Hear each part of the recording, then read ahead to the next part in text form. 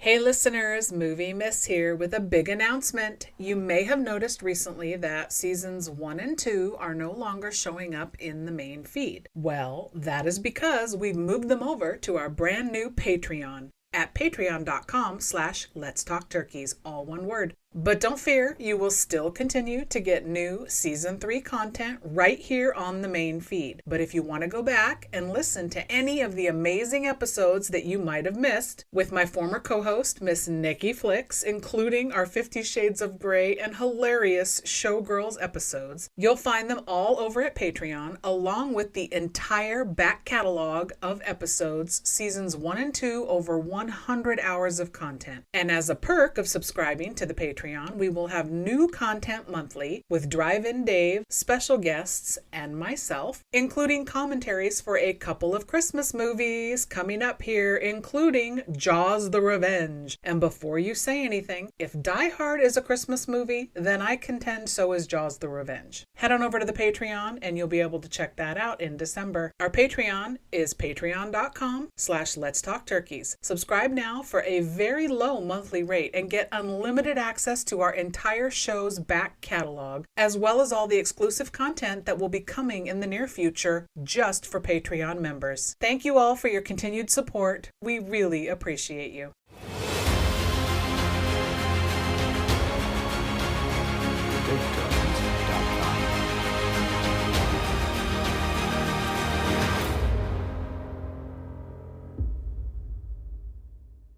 Baby, you are gonna go broke showing turkeys like these. It's turkey time. Gobble, gobble.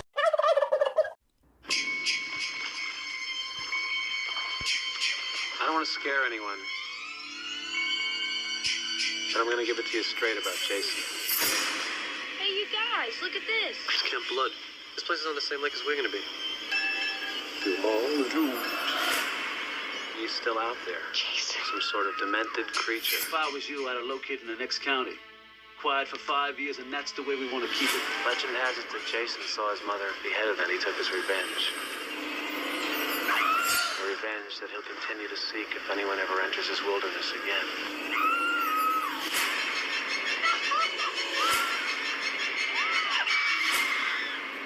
Oh my god, oh my god. Welcome, everybody, to another episode of Let's Talk Turkeys. I'm your host, Movie Miss, and my co-host, Drive-In Dave, is off this week. For spooky season, we're going to be tackling the entire franchise, another franchise episode for Friday the 13th. It seemed appropriate because literally one movie in the entire franchise is not a turkey, and it's the original, and it's just barely not a turkey. It's 63 and 60. Everything else is a turkey. So it feels like this is appropriate to cover this. We're going to do it all in one shot, but I couldn't do it alone. So I do have joining me this week a special guest. Please, everybody, give a warm welcome to Nick's Eclipse from Cinema Shit Show. Hello, sir. Hello, and no need for formalities from here. No full names. You can just call me Nix. I'm happy to be here. Very happy that you wanted to tackle this behemoth of an episode because we're in for a lot. Please tell everyone who is not familiar, you are new in podcasting, I understand. We were connected through a mutual friend, Nick, on Bad Movies We Love, which was a podcast I was also on, and you were as well. So please tell everybody about yourself and your show. Well, sure. Thank you. I somehow got invited into Nick's movie group, and most everybody there already had podcasts. And I was thinking about doing a YouTube thing on my own, and talking about censorship in film and how movies had to be recut, and there's different cuts, and the effect that the MPAA and overseas, like the British Film Censor Board and all that had on film. But that was a lot of work, and I could never follow through. So in this group of people, there was somebody named Ben, and he said, "Hey, I think we can make a podcast together." That's Obi Ben Shinobi, the name that I somehow gave him and he loved. And we spent about 6 months or more trying to figure out how to do it. And that included like getting equipment and all that. And when we finally got it together, it's basically an unhinged couple of people covering films in a very unedited, uncensored kind of way. Hopefully we are entertaining, maybe funny, I don't know. I can't judge for myself, but we cover mostly underground cinema. We cover a lot of things that you can find on Tubi. We like our audience to be able to watch along and know what we're talking about. We're still learning. We're only about 5 episodes in. We now just introduced the Cinema Short Show, which is where we watch shorts and then talk about those. And so we're growing and learning, and I think we're getting better. But everybody, if you want to tune in and find out and let us know, we now have an email address. Ooh, fancy. I know. It was free and everything. cinemashitshow@gmail.com. You can let us know what you think. But we're on Twitter and Blue Sky and Facebook and on all the podcast things. So please give us a listen and let us know what you think, even if you don't like it. I can endorse the fact that you are funny. Yes, sir. You guys are very entertaining. I listened to most recently your Baskin episode, and that movie's bonkers enough, but hearing you two try to dissect it and figure it out, that was amazing. What was the mystery meat? What was it? Yeah, everybody, please check them out. Okay, so let's jump into Friday the 13th. Now, I had put a shout out to anybody who would be interested in wanting to cover this in podcast land, and you responded pretty darn quick. So I'm assuming you love this franchise. So I would love to hear your relationship to it and why you wanted to talk about it. Oh yeah, this is now you and I had a bet. I bet that I was going to be older than you when we first met. That's right.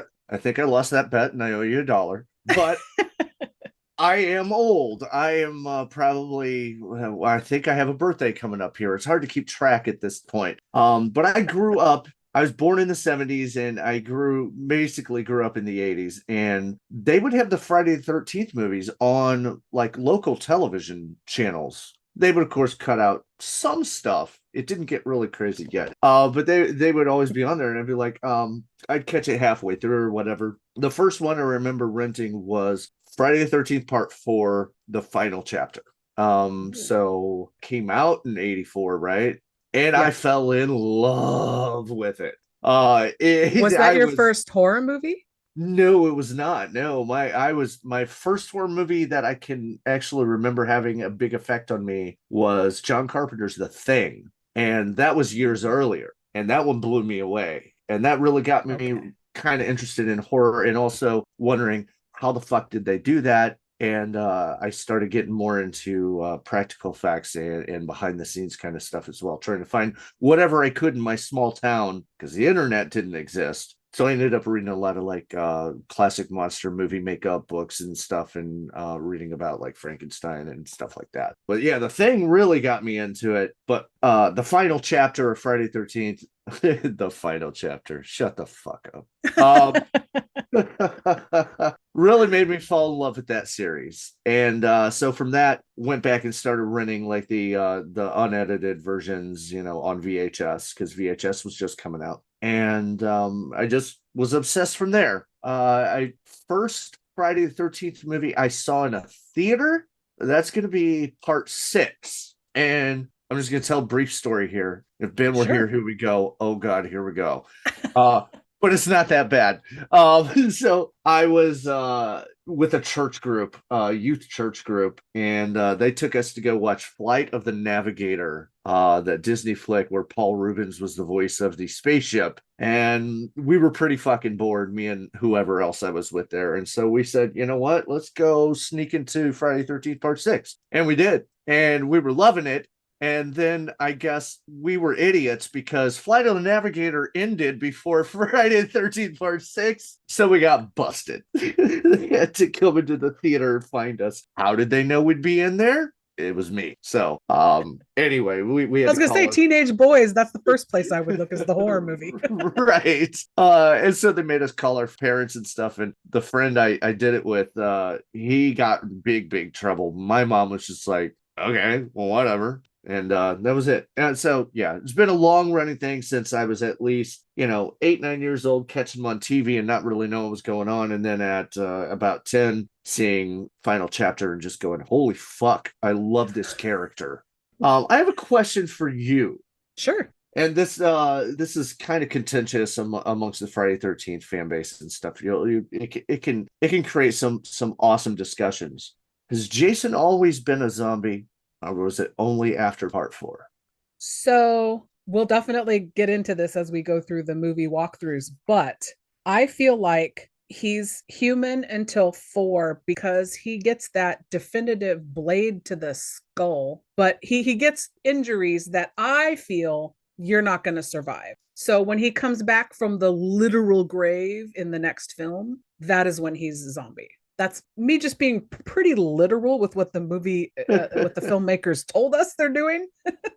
He's literally coming back from the grave, y'all. Like, okay, I'm in. Okay, all right. Why? What's your take? Oh, he's been dead from the beginning. He drowned in that lake. Nothing else makes sense, because if he survived the drowning, they never found the body. Why would he never go back to the camp? He's been around the camp the whole time. Why wouldn't he go back and try to find his mom? I mean, he may be mentally handicapped, but he's not. I wouldn't think he would be that messed up, right? Okay, well, we'll get into it. We're getting into it right now. Okay. All right. But real quick, my introduction to the Friday the 13th franchise. Let's talk about you. Sorry. Yeah, it was. Yes, this is my show. No, I'm just kidding. Your stories are way better. Mine's pretty boring. I was a sheltered youth and went to a Christian school and was not allowed to watch scary movies and all that. I was very sheltered. And one day, my grandmother, my mother, and my aunt were all watching during the middle of a day, like a Saturday. I want to say either 5 or 6. I was pretty young, teenage, maybe 12 or 13, and had not seen anything. And I was like, oh, yeah, I saw one of these at my friend's house at a slumber party. I'm good. So I watched it with them because my mom believed me. I had never seen a horror movie. It traumatized me so much that I slept on the bedroom floor, my parents' bedroom floor, for a week because I couldn't get Jason out of my head. I was scared to death. And it was like part 5 or 6, like not even a really scary one. It was probably part 5, because I mean that one's really messed up. And which did you get a chance to check out that music video I sent you? No. Oh my God. Oh, it's almost exactly describing what you went through. Oh, really? Yes. I'm not alone. But yeah, I grew up in a pretty religious family myself, which is weird that I would be the whole family would be watching The Thing one night. But anyway, okay. Yeah, my mom and my family was into horror movies, and they just weren't letting me watch them young, so I had to lie my way in, and I regretted it immediately. But then I fell in love with it and turned it around, and as a lot of young people did with Freddy, when he became silly in Nightmare on Elm Street, he's less threatening. So I started to view horror in that way, that it's all fake, it's all silly, it's less threatening, and I became obsessed, and I'm a horror fanatic to this day. And the Friday franchise is no exception. I love them all now. Each film individually for what they each have to offer. They're not great horror movies, but they each have something to offer. Absolutely. Did you just strum your microphone stand as like a guitar? Yeah, on accident. You got excited. That's a good clumsy. thing. That's a good thing. I'm very animated. It's just not a good thing when I'm trying to record. So we ranked the films, and as we talk about, we did 12 in the rankings, and we'll discuss those as we tackle each film. But I do want to ask you some of the questions right off the top. Okay. And then we can delve into them more as we get into each film they pertain to. I wanted to ask you, out of the entire franchise, which is part 1 from 1980 all the way to the remake in 2009, out of all the Jasons, who is your favorite? And also, maybe a different question, who's the scariest, if any, to you? In which film do you think Jason is that effective? Well, my favorite Jason is always going to be Kane Hodder from 7, 8, and Jason Goes to Hell, and then Jason X. Because he brought a lot of, and it's kind of weird to say about a character that doesn't have a face and doesn't have a voice, but he brought a lot of characterization to it and gave him more of a personality. But I think the scariest is probably who was in 4. Was that Brooker? Was that Richard Brooker? Ted White. Ted White. Oh yeah, he's the guy that fucking told the director, "I ain't going back in the water because that woman is freezing." What a good guy, Ted White. Yeah, he's very imposing and aggressive, and I really like what he did in part 4. I think that would be the scariest one, but the most interesting one is going to be Kane Hodder, mainly in what he did in part 7. I think he was given the freedom to create all of that on his own. I love that. Well, you got to answer too. I know. For me, it's completely different from yours. To me, scary in anything is a character that I can't escape. So, like, even though I'm obsessed with and love Halloween, Michael Myers doesn't scare me because he's walking. I can outrun that bitch, no problem. Okay. But Jason in the remake and in part 2, when he's Sackhead, he runs. And in the remake, he fucking runs. So I'm not getting away from that guy. Not happening, especially now with a bad knee and my age. It's not happening. So that scares me, is the running Jasons. And those are the 2 films that stood out to me when he runs. And then I also agree with you. My favorite Jasons are the Kane Hodder portrayals, pretty much for the same reason you said. I like that he gets to be other characters. Like in Jason Goes to Hell, he's also the security guard. I like that he was a stunt performer before he was Jason. So he kind of understands the physicality of the performance because Jason doesn't speak, like you said. So yeah, those are mine. Yeah, it's funny that you bring up the running Jason, which because a lot of people forget that he has run it previously, and mainly in part 2. Some people point at that as being like, well, that means he's not a zombie. But we'll get in that argument, I guess, later. We'll get into that argument for sure. So let's jump to the quick overall of who is your favorite main character of the entire franchise if you take Jason out of the equation. Who stands out to you? You're throwing me a wild card here. You don't have a favorite, like, that just automatically jumps out to you? Well, it's probably Crispin Glover in part 4, the final chapter. He's such a lovable goof. And he's also really eccentric. He reminded me a lot of me, I guess. Okay. And of course everybody remembers the iconic dance scene, if you've seen them. But I really liked him. He was like, what did I do wrong and where? And yeah, that sounds a lot like me. Oh, I can't picture you as a whiny bitch like that. I'm real good at it, miss. So did you know during that dance scene, I'll just say it now instead of when we talk about the movie, that he wasn't dancing to the song that's in the movie? I did. It was Back in Black by AC/DC. Isn't that crazy? Yeah. Now I hear that when I watch it, now that I know that fact. I hope somebody has cut a YouTube of that scene with Back in Black playing. That would be great. We have to look for that now. That's exactly what it is. Now let's go the other way. Who is your least favorite main character, if you're not counting Jason, in the entire franchise? There's a lot to choose from. I mean, there's so many assholes. Who stands out to you, though, as the biggest asshole? Probably the biggest asshole is the uncle from Jason Takes Manhattan, who had revealed at one point that he had just thrown her into the middle of Crystal Lake as a child to try to teach her how to swim. Fuck that guy. Fuck that guy. Hell yeah. He'd been in like I think soap operas and other films and stuff like that. He was not like a total unknown, which is a little odd for later Friday 13th flicks, but he played him really well. He played the asshole very well, and I hated him, and yeah, he deserved to die. He deserved a better death than the one he got. Agreed. Okay, so I actually had a tie for my least favorite character. I mean, we'll jump to my favorites in a second, but I got to talk about my least favorite. Chris, the female Chris, and Shelly, the curly hair prankster guy from part 3.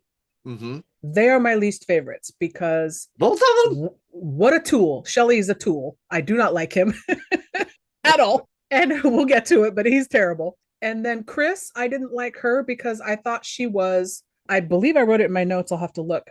She's whiny and she's not a good final girl. I think she's the final girl. Mm-hmm. Yeah, she is. I was like, oh no. Yeah, she survived an incident with Jason previously, so she's a final girl times 2. somehow. That is one reason I didn't like her. Yes, because she brings that up in a wah little storytelling bit, and I'm like, oh, shut up. Yeah, I didn't like her or Shelley. So he's a tool. I'll agree with you on Chris, but I'm Shelley. Yeah, he's he's an outsider and doesn't know how to interact with people. So I kind of feel a little something for him, but he does. Okay. He does Fair. take it to an extreme. So yes, that's a good way to put it. So I don't sound like I'm just totally being a jerk. Yes, the writers made him an extreme version of it, and it's like, okay, we get it. So my favorites, though, jumping back, is Steven in Jason Goes to Hell. I love John D. LeMay. He is so fucking great. I love him. Yes, love him. And not only him also in the role, but the character, I think, is a great character because he goes through many arcs during the film. And I don't know, it's a good part. I like Steven a lot. Also, I tied him, though, with little Tommy Jarvis from Final Chapter, little Corey Feldman. Yep. Again, the writing, because they made him fucking Tom Savini out of the womb, like really good at special effects all over his room. He's way beyond his years at special effects. And you had to love that. Yeah, and it helps to have a rich family that will buy you all the, liquid latex shit that you need. I mean, you know they got the money because the mom got it in the divorce. She's got the cabin by the lake. Like, oh yeah, absolutely. If it was me, I'd be making shit out of paper mache, and it'd look terrible. But good on for Tommy. Yeah, you'd be Michael Myers in Rob Zombie Holiday with the paper. No, nobody deserves that. It's a fate worse than death. So those are my faves. Okay, so let's go ahead and jump to the films themselves and chat about them. I did want to bring up the music, Harry Manfredini. I didn't research very well with music because that's not my thing. Did he do the music for all? Like, did they keep his? I mean, he didn't work on all the films, but they kept his score. Do you know?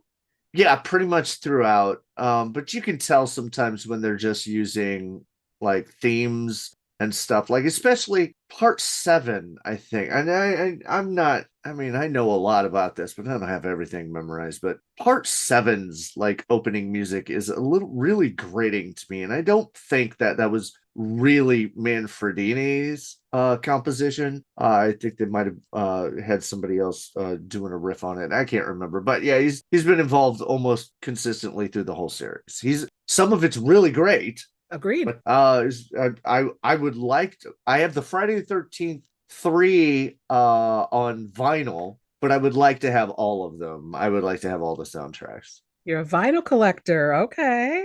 Oh, well, it came in a lenticular 3D cover, so it looks like Jason's coming out of the cover at you. So, I had to get it for that reason, too. Wow. That's awesome. So I do know that Betsy Palmer doing the voice saying killer mommy, like the whisper thing, they broke that down and used that to make the kill, kill, kill soundbite that they use all the time. That almost sounds like a ch-ch-ch.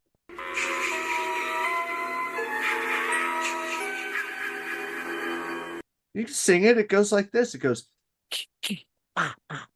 That does sound just like it. Good job. Yeah, I misheard it for years when I was a kid. I thought it was chi chi chi chi ha ha ha ha. That just reminds me of a chia. Chia. Oh, I want a Friday 13th chia pet. Okay, that's my extent of the music info, but other stuff. 1, 2, 3, 4, 5, 6, 7, 8, 9, 10, 11, 12. Friday the 13th. You may only see it once, but that will be enough. Friday the 13th. Rated R. Like I had mentioned at the top, this is the only one that is barely not a turkey. 63% critic score on Rotten Tomatoes and a 60 audience. Now, as far as liking it, in our rankings, 1 to 12, it's my third favorite entry. but it's your 11th. It is at the bottom of the list for you, sir. Why is that? Why is it so low?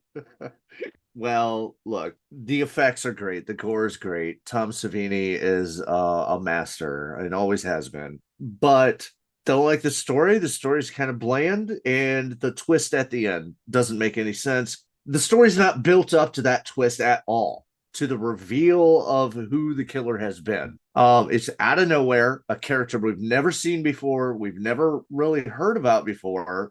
And then all of a sudden they're like, I mean, I love Betsy Palmer and I love the performance that she gives. She's totally unhinged. She was in soap operas and stuff too. That was what she was most known for. But I don't think as a entertainment product, it's not that entertaining, except for the effects. That's Okay. pretty much it. So, written by Victor Miller, directed by Sean S. Cunningham. For me, I have just a couple of notes for overall. I have Crazy Ralph. Yay! Fucking awesome. I love Crazy Ralph. Camp's got a death curse. You tell him, but nobody listens to him, of course. It was crazy. I've got a note, the trucker touching Annie's ass to help her either in or out of the truck. I think it was played as like not malicious, though. I think Still stuck out to me, though. I was like, ooh, 1980, you go. And then honorable mention to Kevin Bacon's Speedo. the meat and potatoes, baby. It's doing double time in this movie. Okay, so let's go to one thing at the end when Betsy Palmer, like you said, she gets revealed as Jason's mother, the killer, and she gives this, big convoluted reason why, and we don't know where she came from or why she's here until the end. What cracks me up, though, is during the film when people encounter her, especially Steve Christie, the guy who like leads the camp, he's all, oh, hey, what are you doing out in this mess? I hate that in a horror movie when somebody's all, oh, hi, and then they die and we have no idea what happened. I felt like you're right. This film did a lot of that. We're like, what's going on? And it's a reveal who the killer is. Like, what? And not only that, but any time in the previous kills when you see the killer's hands, it's a man's hands. So I mean, especially at the end when she gets her head lopped off, Betsy Palmer does, and the hands go up into frame, and you can see that there is a huge ring, like a class ring or something on the finger, and hairy knuckles. Oh my God, that's Tom Savini's hands. I think that was Tom Savini's assistant, though. I can't remember his name. He has a crazy name, and I can't remember it off the top of my head. I failed you. That's okay. I just remember watching the movie and not noticing it. And then years later, when the internet came around, I read on the internet, someone pointed it out. So I went back and paused it, and I was like, holy shit. Well, she's got hairy knuckles. Of course, we were also watching on like muddy VHS, tapes. So, 100% in our old CRT TVs. So what's your best kill in this movie? Like, what's your favorite? Kevin Bacon, arrow through the throat. Fuck yeah. Okay. That's exactly what I had as mine, because that's just rad. Like, you don't see that a lot, especially back then. Favorite character in this? Who did you put? I love Alice. She's so cool. Yes, me too. Because she was so mild-mannered and sweet, and then she steps it up when she has to. Final girl. Fuck yeah. But I also did give honorable mention to Steve Christie's mustache. Well, it was very prominent. It was great. You gonna give me your favorite kill? Which one was yours? Oh, same. Kevin Bacon. Oh, okay, cool. Right. Same, 100%. You don't top that for quite a while. I think there's a kill in part 2 that is close, but it's a total ripoff of an older Mario Bava film. Ooh, okay. Well, let's jump to that one because I'm dying to know. So Friday the 13th was 1980, but then we jumped to part 2, which was a real quick follow-up, 1981.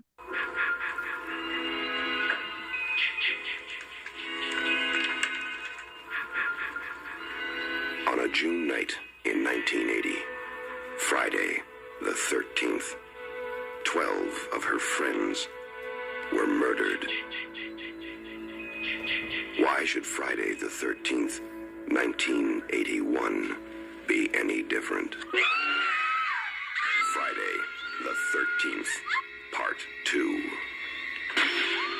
The body count continues. All doomed. You're all doomed. Friday, the 13th, Part 2.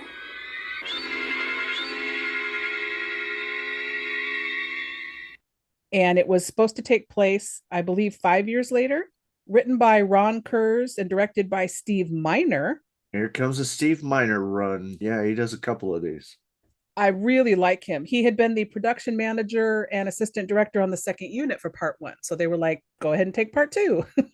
So for this one, I had to do a little bit of math because Wow, that sucks. It does. Yeah, if you've ever listened to the show, you know math is not my thing. So I had to figure it out. I'm like, how old is Jason? Now, going with the theory that he's human for a minute, go with me on this. Okay. At the end of part 1, the mom says he drowned, and then we get that weird dream sequence of the child jumping out of the lake and grabbing Alice, but then she wakes up in the hospital. It was a dream. It didn't happen. Right. So then you're like, okay, did Jason drown? They never found a body. So they say numerous times in the next few films that he grew up in the woods. He is a recluse and crazy sackhead. We'll see. So I figure if that's the case, if he has been growing up in the woods away from humanity, just wanted to be left alone, he'd be about 40 years old at this point, early on in the series. So that's why I was like, well, then he has to turn to a zombie a couple films later because he'd be fucking Michael Myers. He'd be like 80 years old by the time we get to the end of this franchise. Be a hobo living in the sewer. Him and Ramon the alligator. Yeah, it would be bad. Now, here's why I think that's bullshit. Because they're saying it like they're just guessing. Like, oh, he was a scared little boy, and yeah, but that doesn't make any sense if he knew his mom was at anyway. Have you ever had a chance to read any of the original novelizations of the Friday 13th films? When did those come about? When the movies came out. Oh, so the 80s. Were they novelizations of film to book, or were they written as the film was being made? I'm not understanding. So it's one of those cases where the novelization was being made in tandem as the movie was being made. So it was based more on, I guess, on the scripts that were available, and the authors were given a little bit of leeway to kind of, create backstory and whatnot that you won't see in the film. But there's 2 novels. Friday 2 and Friday 3. I used to own them, and unfortunately they got lost in a move or a breakup or something. And wah wah. I know. I've lost so much cool shit over the years.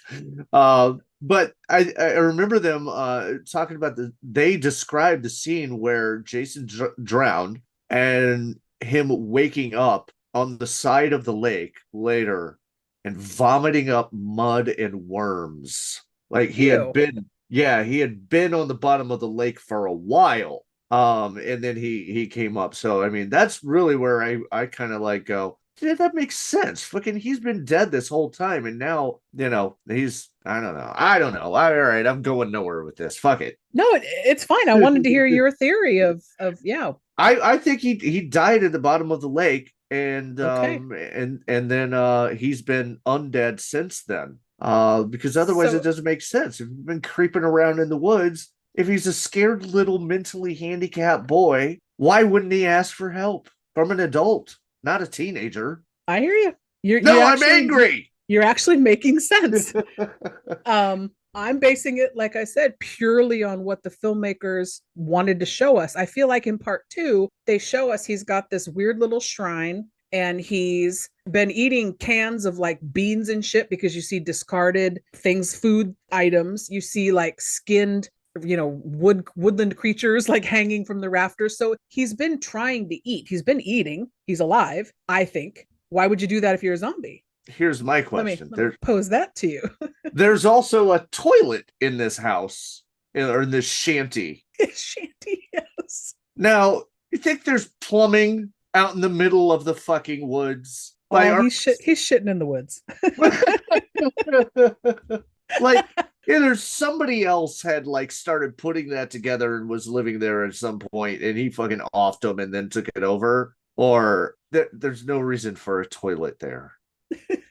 Unless you're gonna like scoop it out every fucking couple of weeks or so. I mean, like a litter box. It's a lot of effort. Right. So what do you think about Amy Steele, Ginny, our I final love girl her. here? Oh my god, she's so great. Yeah. Oh yes, I love Ginny. So I've got her actually as my favorite character in the film. I have had a love for her. She's done other things. April Fool's Day was one in the 80s that I had on VHS. With the great Deborah Foreman. Yes. That's right. And Deborah Goodrich. That cast is stacked. It's got Biff from Back to the Future. In this, I think she's a super smart final girl. She does the best little bullshit stuff on him at the end by putting on the sweater and like trying to embody the mother to like get through to him. Well, she's lucky that all of the, rumors and stories that have been told throughout the years about Jason and what happened ended up being true. Because... Yes, we get an amazing scene with Steve Christie, the guy who runs the camp. The movie opens with a whole bunch of info of, let me tell you about the story of Jason, and so we get like the lore, and it comes back in a couple of these films. So much recap, like 5 minutes of recap when the movie opens, in case you weren't up to speed. That's what I always caught on television when I was a kid at like 11 o'clock at night on a fucking Saturday. That opening scene. But I mean, imagine if it hadn't been Jason, because Jason, according to the first movie, he's not even real anymore. He's just dead. Imagine if it just been like some other like Scream type copycat killer out there. And she was like, well, I'm going to put on the sweater and all that and trick him. And he was like, who the fuck's that? Who are you supposed to be, lady? It's not Halloween. Oh. Most basic costume ever. Oh, by the way, my favorite character? Yes, please. Muffin. Why? Because when everybody's walking around calling out names like, hello, Billy, Janet, I always go, Muffin, and Muffin survives. I'm so happy that the dog survived. That was my biggest note in bold, because again, listeners know I'm a dog person and I'm passionate about the dog has to live in the movie or fuck you movie. I was so excited the dog lived. So, best kill. What do you think in this one? Alice getting the ice pick in the side of the head. Ooh, that's brutal. Yeah. I'll tell you this. Because we're both fans of Jason Goes to Hell. I don't know. I think I showed you the picture. I had like all the newspaper clippings of the ads for it coming out. I owned like the movie magazine that came out right before it and talked all about the making. I was really into it. So I had this homemade hockey mask that I created. I had it at one point. I had it autographed by Kane Hodder, but it's one of the things I lost in a move. Was it paper mache? It was not paper mache. I actually got more creative. So that night, the opening night, and I had an old antique ice pick, like with the wooden handle and all that. And as we're driving to the premiere of the movie, I got my hockey mask on and I got my ice pick in my hand. Yeah, I love the ice pick kill. It's and apparently, okay. I don't know if you've seen some of the behind the scenes footage, but the MPA, of course, made them chop that a little bit. They chopped that. There's a shot where you can see the ice pick going in to up here, but you can see it coming out like the side of the other side of her face. Ooh. Yeah, wouldn't that be wicked? I hate when they chop stuff out of movies like that. Right. You want that completed picture of all the gruesomeness. But it's like telling a joke without a punchline. Come on. Oh, speaking of jokes, somebody tells the bear wiping his ass with the rabbit joke in this movie. And I forgot until I was watching it again. I was like, ooh, dad jokes started way back. I gotta say the character interactions and just the basic characters themselves in this movie are fucking 100 times better than any in the first. They're more believable as actual people. Well, except I thought Paul was kind of a dick, which he's supposed to be, but they over the top. They wrote him too much of a dick to where you're at the point now where you're rooting for them to die. Like, please kill this dick. Well, he's got so much responsibility, miss. Come on. It's a hard life. I know. He does go out to drink with everyone. I mean, come on. Now, Crazy Ralph pops back up in this one. Oh, the final appearance of Crazy Ralph, officially, like, alive. Yes, and he gets killed. Remind me his death. Isn't he barbed wire involved? He's garroted as he's hiding behind a tree. Jason brings like a barbed wire and chokes him. That's right. Poor guy didn't deserve that, but it's a good death scene. No, he shouldn't be fucking skulking around spying on teenagers. I know, right? His poor wife at home, just waiting for him to come home. What, you think Crazy Ralph has a wife? Sure. Crazy Ethel. Yes. It's the only thing that makes sense because, he's either that or the hospital's letting him out during the day to go ride his bike around. I don't know.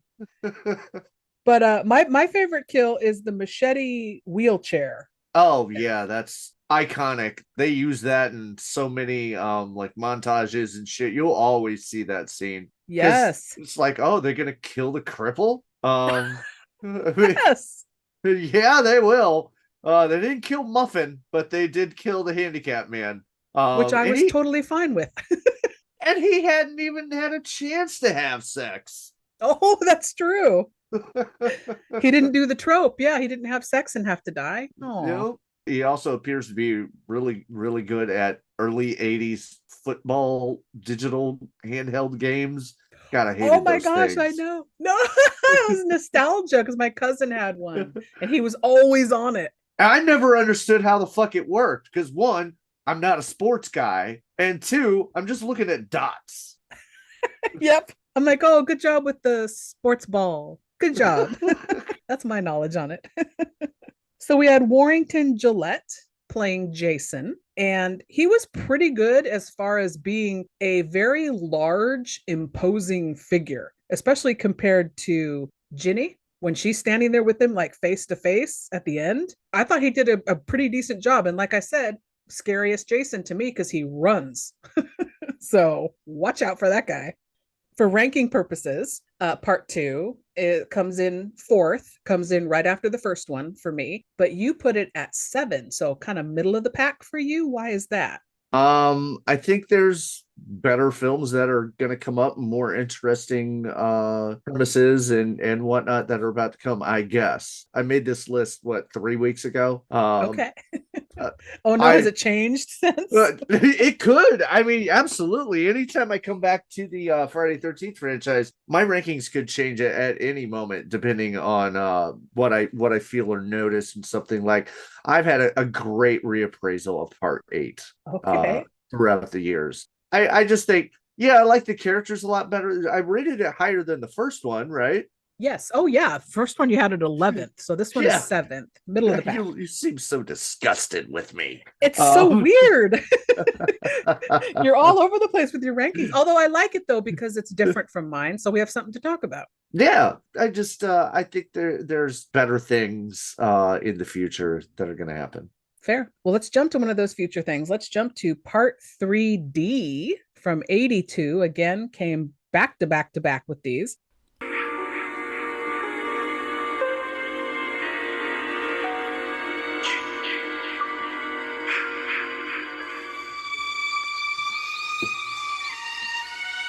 Weekends are a good time to escape to the woods.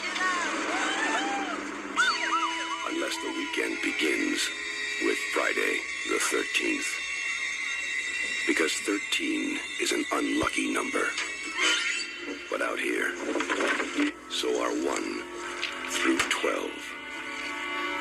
Because these are Jason's woods. And nobody leaves them alive. Friday the 13th, part 3 in 3D. Written by Martin Kitrosser and Carol Watson, directed by Steve Miner again. So you got your I'm 3D ready. glasses. Yeah, the official You're ready. Friday 13th 3D glasses that came with the DVD release. Woohoo! Looks So, like a hockey mask. oh yeah. Yep. No, I see it. I have to look, but I see it. Those are so cool. I've got some like 10 pairs of them somewhere from all different places, from Freddy's to I have that pair, Oh, but they're a little trashed. only I can't find my Freddy ones, but I wore those when I went up and got my diploma on graduation day. Oh my God. That tracks. Knowing you now, that tracks. So for this one, you put this one lower. It's at number 9 for you. For me, though, it's 11. It's way at the bottom. So this is not a favorite for either of us.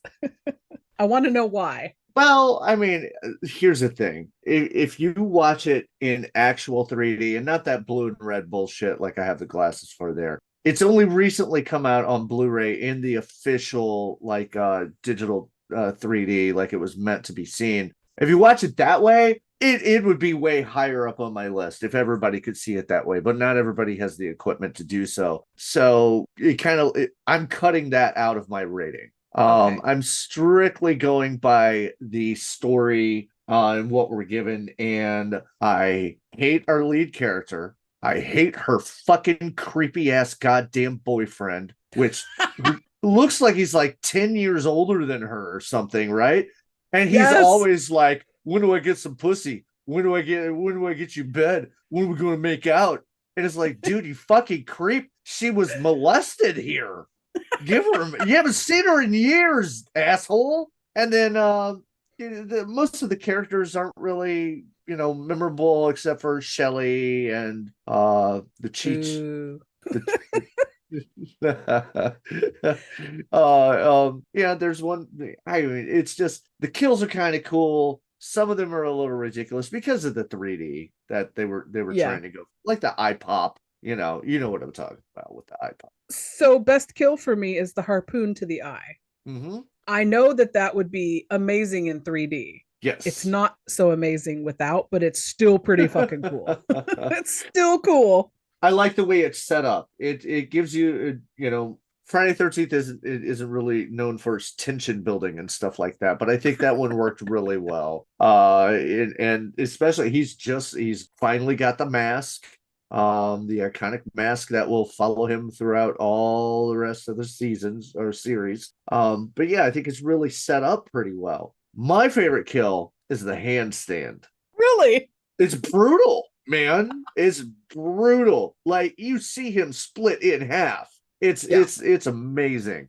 And That plus kill can only be topped by Terrifier, the movie, where he cuts somebody in half pretty much the same way. I've seen clips. I have not seen the Terrifier films. In my old age, I've after seeing Martyrs, my whole You're more squeamish now. yeah, Martyrs really fucked me up, man, and I just don't like to watch cruelty for cruelty's sake anymore. Okay.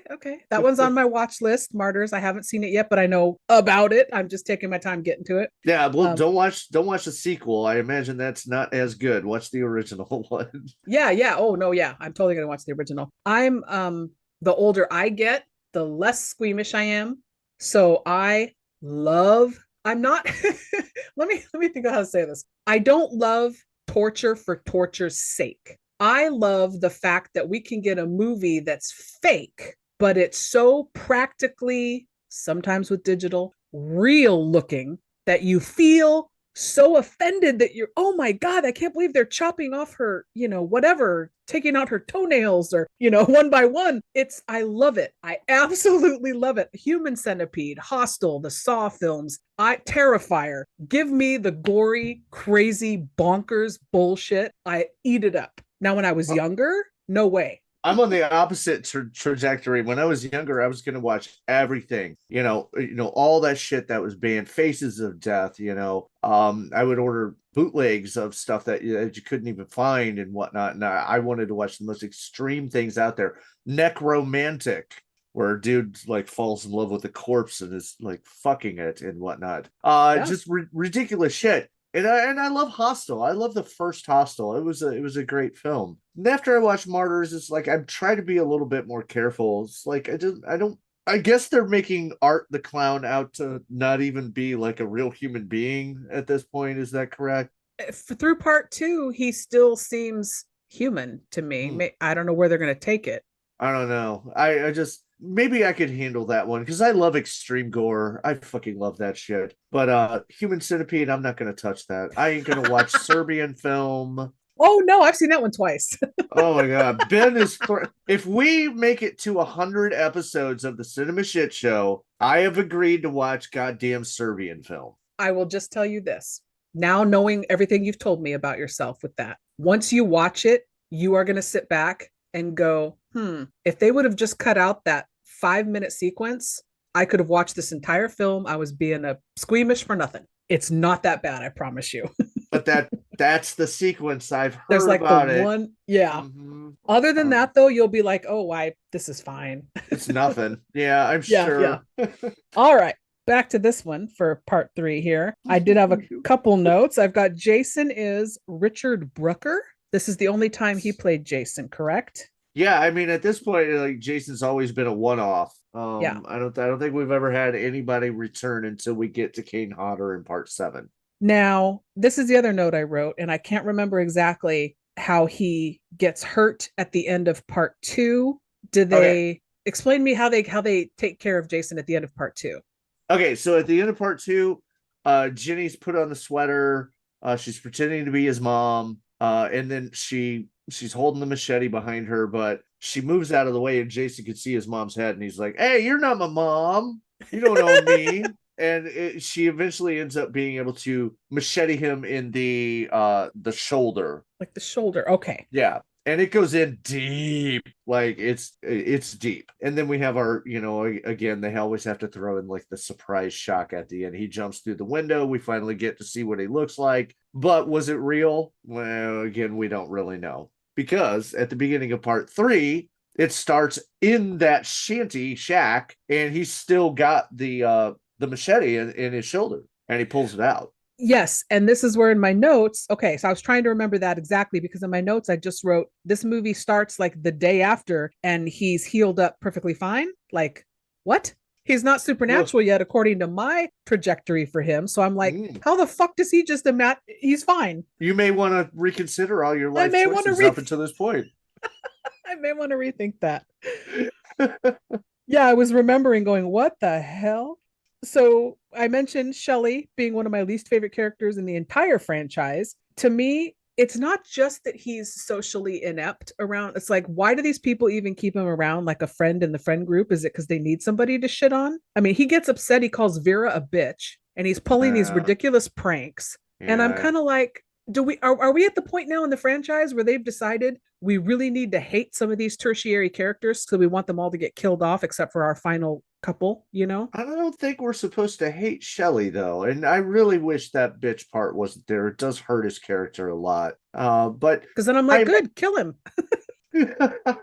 I imagine that they grew up together, and so he's just always been around. He's always been a little prankster and stuff. That's what they know him for. But I mean, if nobody told him that what's her fucking name? I can't remember the star of the movie's name. She's so terrible. Chris? Chris, is that? Yeah. Chris, Dana Kimmel, yeah.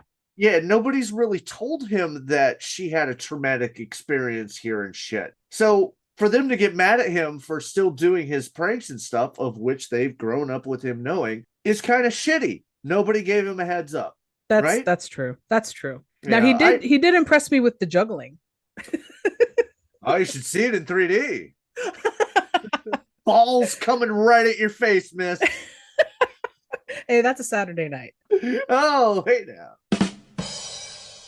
So, Madball Jason head was another note that I wrote. Do you remember Mad Balls? Those little squishy monster balls? I do. So that was my note here as what he looked like. Not good. Not a good look for Jason in this one. Yeah. There were multiple designs for face reveal of Jason. Stan Winston was working on it originally. The great Stan Winston, who worked on Aliens and blah blah blah blah, everything. I love him. Yes, for some reason, I can't remember the exacts, but they went with a different design at the end. So, who was your favorite character in this? Oh, the Is stoner. it the final girl? No, oh, fuck you. You're not rooting for that bitch.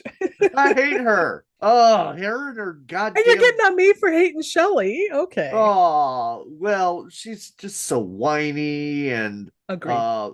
Fucking, she lets this 40-year-old man like back into her life when she should know better, and she's a nothing. She's not a Jenny. She's not a goddamn, now my brain is frying. Alice. She's not an Alice. Agreed. She's a nothing. She's a terrible final girl. My favorite character is probably the stoner. So, favorite characters for me, I have Chuck and Chili, the stoners. Yeah, the stoner couple. I did say and his girlfriend. I did have. Yeah, they just want to get high and eat and mind their own business. Like they don't want nothing to do with none of this horse shit. Now this is the movie with the hammock, isn't it? Where it's like, where am I sleeping? You're gonna be sleeping in a hammock? Yes, it is. Yes, it is. I wanted to mention the opening. Again, we get so much recap. It's nauseating, like 5 minutes of recap. But we do get some really cool opening music. We get like a groovy, what reminded me of like old porn music from pornos. Yeah. The Disco Friday 13th theme is one of the most iconic parts of this film. Yeah, it's pretty cool. Yeah, I gotta say that. And in 3D, again, I'm a big 3D nerd. I've got a projector, a 3D projector, and the glasses and all that. So, and a collection. I just got 9 3D flicks delivered to me. For only cost me $40. So for 9 flicks, that's not too bad. No. Yeah. So you see it in 3D. It's absolutely amazing. It comes right out at you. And I think they released that as a single, actually, back in the day. It might have hit the charts. I don't remember. But it kind of reminds me the whole opening scene, like, because 2, 3, and 4 are, I think, the only ones that happen day to day, like immediately after the other one. And we meet the proprietors of like a general store, and we spend like a good 15 minutes with them and their shitty life. We even get to see the guy take a shit, which will also come back up in part 6. Damn enchiladas. Oh, Demon in part 5. Yeah. Oh, 5. Sorry, my bad. Now, didn't you think Fox, the biker chick in this one, would have been a really good fit for Demon? Oh, yeah. Part 5. I could totally see that. I don't know why he was with the Prince Ingenue instead, but they had to have that singing sound. We're way ahead of ourselves. I'm taking. You made me think of it though, because she's in that convenience store. It's one of the people giving them a hard time. Oh wait, no, hold on. That's a different one. There's 2 different ones. So there's the one at the opening, which is like out on the outskirts of town. Okay. Yeah. That's like the opening of the film. And there's some great 3D effects and stuff in that. And also the dude walking around just eating everything in the store. At one point, gross. Yeah, right. At one point he eats fish food. Just because. I gotta say one of the most traumatic parts of that is like finding out that the bunnies were dead. Yeah, he still had one. That bunny survived, right? We can say that ourselves knowing that. Yeah. Yes. That whole sequence is really well done. I really liked that. And then that's the murder scene that all of our main characters pass on the way to their home that they're going to stay at. Then later on, they go to a different one, a more modern general store. I watch this rarely. I mean, that's why it's number 11 on my list. I try not to remember it really. So much of my stupid brain is taken up with fucking shit about Friday 13th. But that's why you're the perfect guest for this episode. Oh, all right. Are you ready to jump to the next one? I guess it will. Do we want to talk about how they take out Jason at the end? Oh, yes, please. So this, I'm trying to remember myself. I can't remember. I blocked it from my memory. I just remember she's. Oh, they're at the barn. Yeah, she's fighting with him at the barn. Right. She's not the one that uses a chainsaw. Fuck, why can't I remember her? Somebody help. I'd like You want I'd to like phone a friend? I want to phone a friend. Because I can't remember how they killed Jason in part 3. Oh my god, I suck so bad. You don't remember either, so I'm yeah. trying. Yeah, I don't remember either. See, because I hated this movie. It's bottom of Oof. my list. Bottom? No, I was this at the bottom? Well, no, it's right. Well, it's 11 out of 12, so it might as well be. Yeah. Okay. No. Chris takes down Jason in the head with an axe. Yeah. Yep, and he sticks his hands out like a zombie at that point to come back at her. Yes. And then there's the dream sequence with Jason Voorhees' mom jumping out in her sweater on the boat with Chris. Yeah. There you go. Worms coming out of her face. Yeah, and that's where he gets the notch in the mask that you see in continuing sequels. Okay, cool. Thank you. Thank you very much. All right, so now we're ready to go. Yeah, he's zombie Jason at this point. He's got to be. There's no way you take an axe to the face and you're perfectly fine.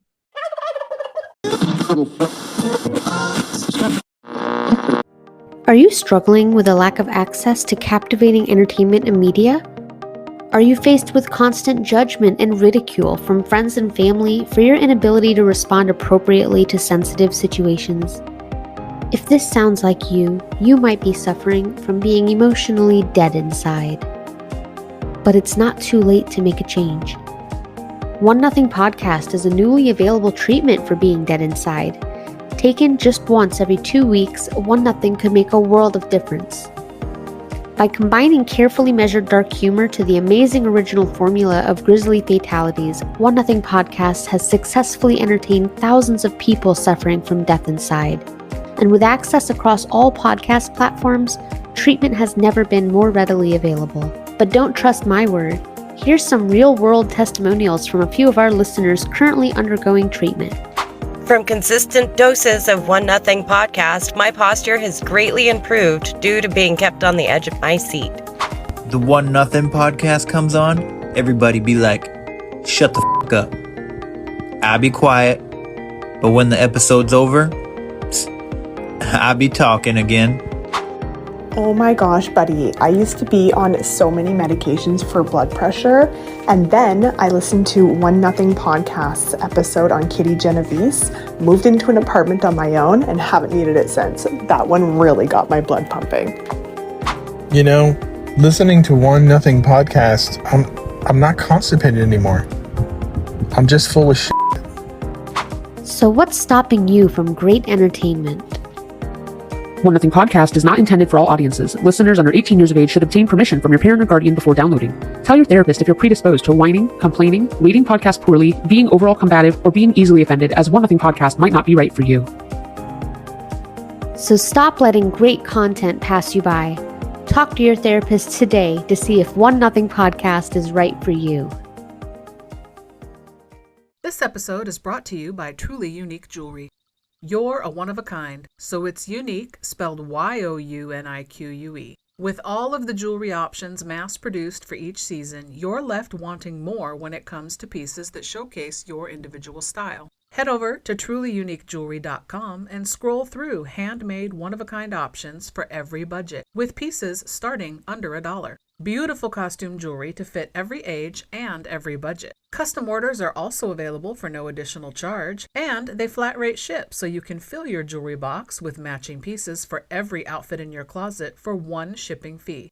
From earrings to bracelets to necklaces, even rosaries and combination sets. Cost is no longer a barrier to having the looks that you want that scream uniquely you. Go to the Facebook page for Truly Unique Jewelry for updates and discount information when you follow the page. Feel good about supporting a small business while you're updating and expanding your jewelry collection, adding pieces for every occasion. Visit trulyuniquejewelry.com, and remember, it's unique spelled Y-O-U-N-I-Q-U-E. And now, back to the show. So, part 4 from 1984.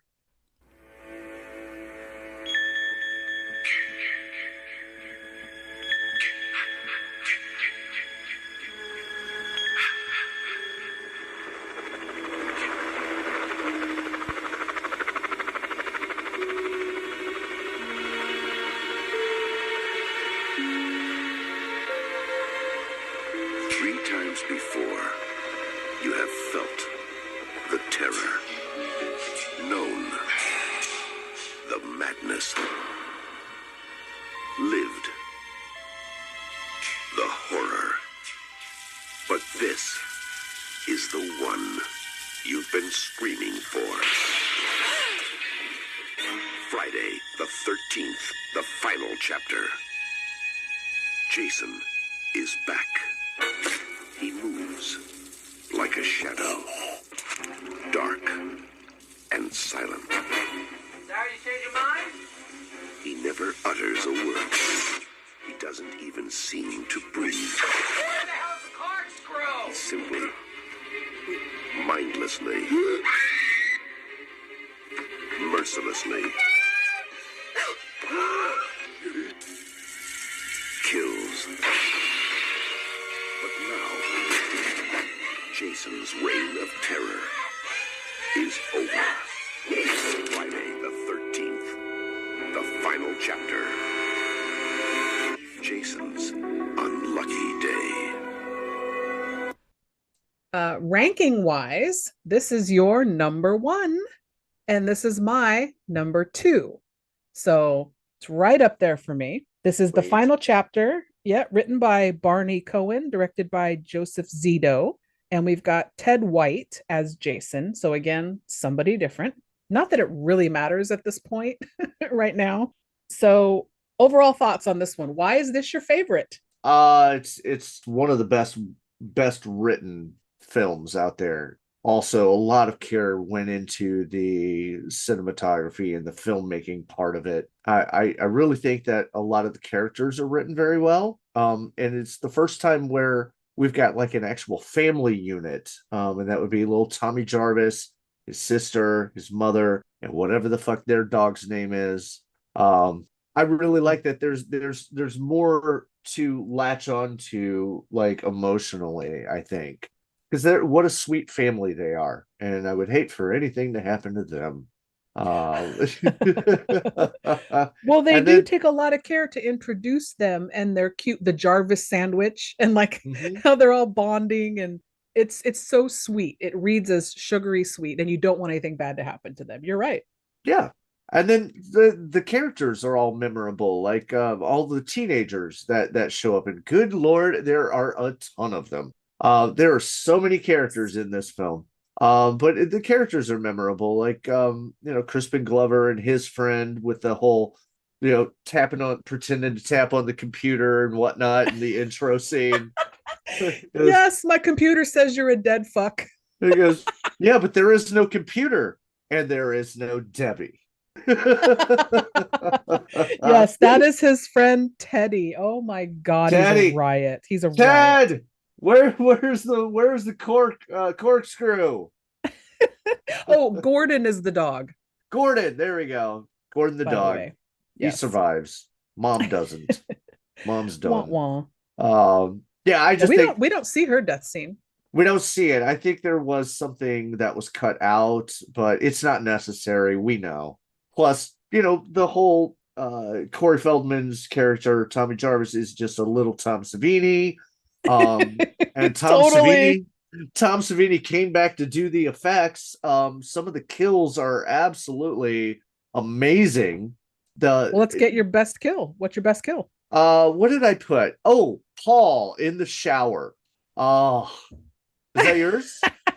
That is mine. Sweet. Oh, that skull crush. Oh my God, it's so brutal. Yeah. The other one that really stuck out to me, what really stuck with me as a kid, because again, this is the first one I rented on VHS and watched all the way through, was the hitchhiker at the beginning, which is like an, I guess, kind of overweight hippie. The bitch eating the banana. Yes, and she gets stabbed through the neck.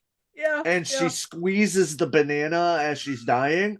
Now, I misremembered that scene. I imagined a bunch of chewed up banana mixed with blood coming out of her mouth. So that's how amazing it is that I remember it being more brutal than it really was.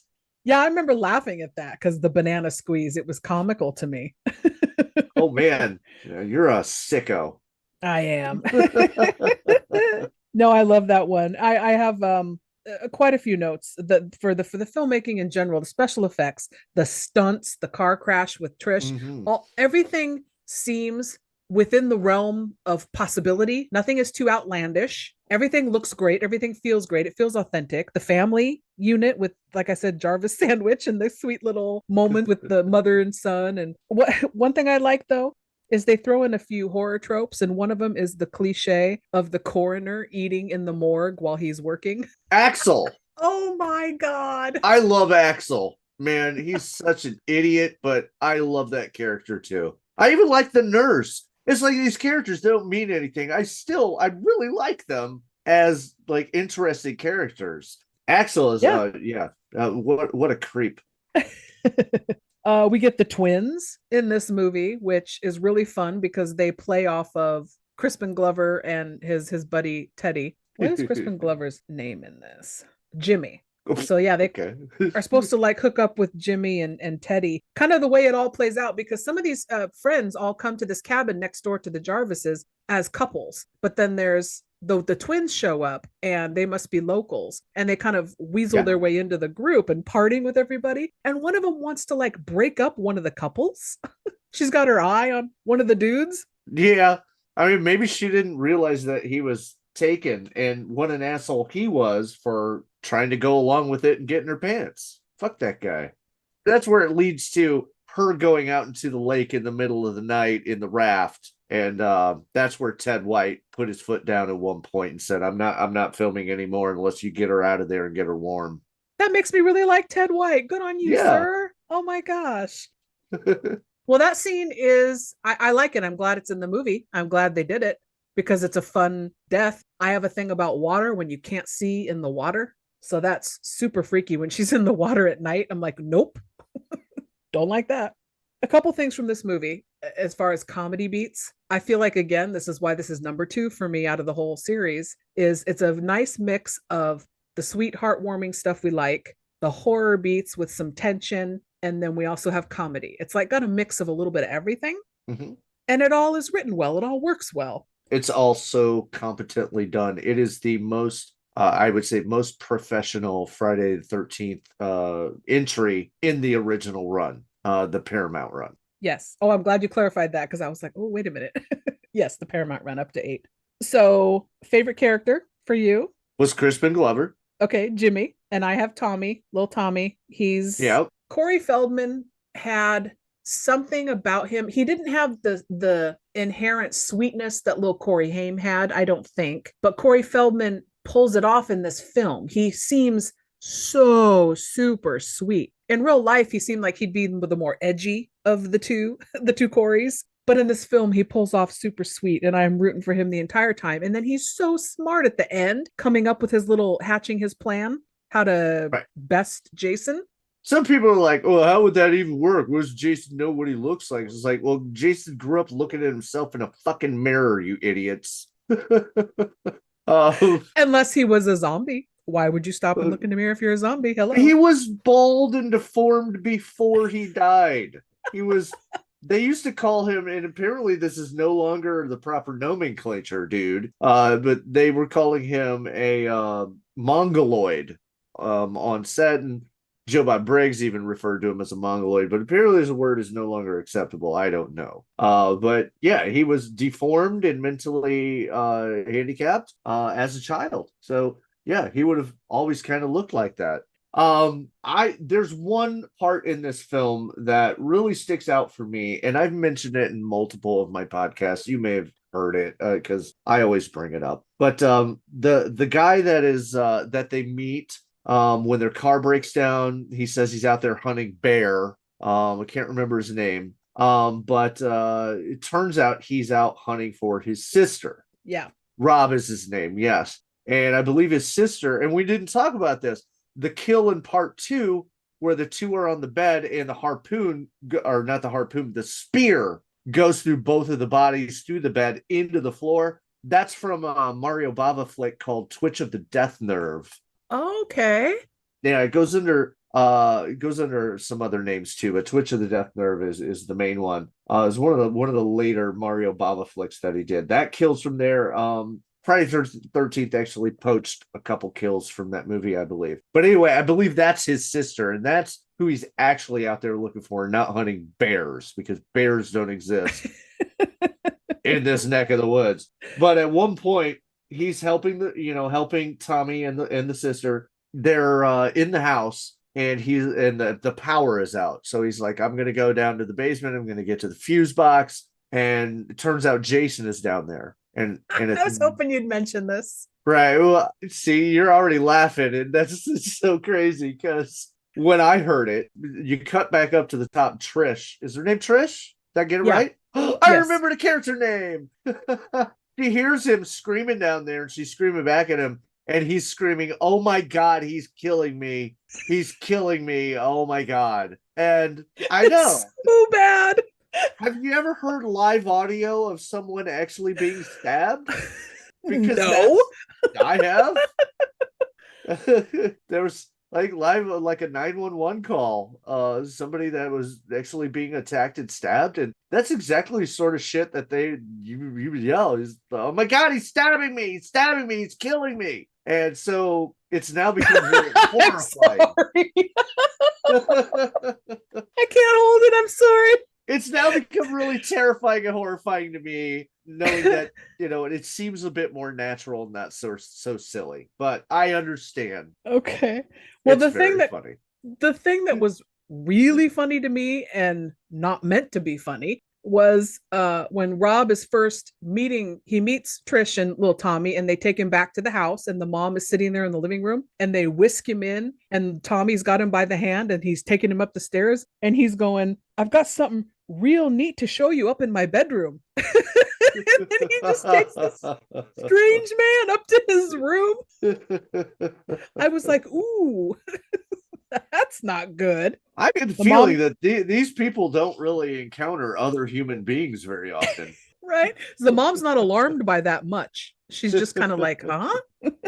Oh, so funny to me. Oh, the other thing I wanted to mention was the top of this movie. We get more recap with campfire story from 2, kills from all 3 films, a whole bunch of recap in that respect. And all I thought, now at this point, we're at the 4th entry in this series. I want to know who the hell is starting on this one in general. Okay, we'll leave you out of it. Why do you need that much recap? I guess it's good if you're going to start on this one, so you're caught up. It just seemed weird to me. I didn't like it. Okay, well, I mean, they did it in 3 at least, right? They did it in 2 and 3. It's so much of the opening. 3 and 4. At this point, because I don't think that VHS wasn't really that accessible for a lot of people at this point. So if you didn't get to see the first movie, then you're kind of fucked. And then when the next one comes out, and you're like, what's all the hubbub about? Why the fuck are there 4 movies of this? Well, let's go check it out. And there's also people that just go, let's go see whatever's in the movie right now, or in the theaters right now. So I kind of appreciate that. I kind of miss that. But yeah, if you're now, in this day and age, you made me feel more like, I get it. Come on, let's get to the movie. Fast forward. I think the last great recap montage that they did was at the beginning of 7, and they actually brought back Crazy Ralph to do the voiceover for that. Oh, really? Yeah. Okay, put a pin in that for a sec. Okay. So the ending of this one, part 4, in my notes, again, I wrote why it's my second favorite entry in the franchise. It has a great 15-minute ending in this film, because you've got what these films don't always get right is you've got tension. There's Tommy and Trish are in perilous situations. You don't know if he's at the house next door. You don't know Jason, if he's over there for them. Then he's finally chasing them and gets in their house. There's the tension where they're trapped in the room, you think. It's very, it goes on for a little while, but you're not bored, I guess is what I'm trying to say. It moves fast and it's well done. And the kill at the end is just phenomenal when he comes down the stairs in the makeup, and it's just good stuff. Yeah, absolutely. Because we've got two different locations as to where Jason could be skulking around, and they are split up at that point, I believe. But yeah, the final taking out of Jason Tom Savini went all out on that dude. Because, you know, as you know, he created the original design for Drowning Jason, who was bald, right? So he's been looking in the mirror all this time. So he's like, oh, I get the chance to kill him off for good. I don't know why you would trust a Hollywood studio like that. But anyway, yeah, he really makes it fucking brutal. We knock the mask off. We've got a great reveal of the effects and what Jason looks like now. It's very intimidating, and it does look like a lot of his original design for Child Jason back in the beginning. And then he gets a machete to the side of his head, right where his eye is, and it goes in, and he falls over, and then, whew, man, as a child, did not see this one coming. And then his whole head slides down the machete blade as he's dying. And it's like, this motherfucker's dead. He's got to be dead. It's so good. It's amazing. And then little Tommy picks up the machete because at this point, he realizes his mom is dead and he's seen what's been going on, and he knows how fucked this whole situation is. And he just starts screaming, die, die, die, and hacking him to bits. It's really intense. I will say that there also is another behind the scenes shot of setting up the Jason sliding down the machete. Mm-hmm. And they actually had like blood and stuff coming out as he slid down, which again would have been great. Right? But if you're a zombie, do you have blood? Is your heart pumping? Is your heart pumping blood? I don't know. Well, even when he is an official zombie, according to you, my dear, he breathes. Do zombies need to breathe? Touche. I suppose it depends on your iteration of a zombie, right? There's many out there. It's true. Part 4, the finest Friday the 13th film in the series. Absolutely brilliant across the board. Writing, directing, camera work, the effects. It's all brilliant. If you've never seen any Friday the 13th film, I would highly recommend start with that one. And if you like that, jump all over the place and see what you think. I would say to the listeners, first of all, thank you for listening, but also, why are you listening? Why are you listening to this if you've never seen a Friday the 13th movie? Shame on you. Like you. They may like you. Who knows? Oh, well, that's a given. So, and I'm modest. It's one of my best traits. At the end of 4, Tommy is supposed to be what we are supposed to see him as, traumatized by these events. Trauma. Right? Trauma. So he's going to supposedly become the killer in the next film, right? We're supposed to be final chapter, done with Jason at this point. Was that their plan? Well, yeah, but it made so much money. What else can you do? Right. We got to go to the next one. Yeah, we got to have another one. So we jump to the next year, 1985. We get part 5, A New Beginning.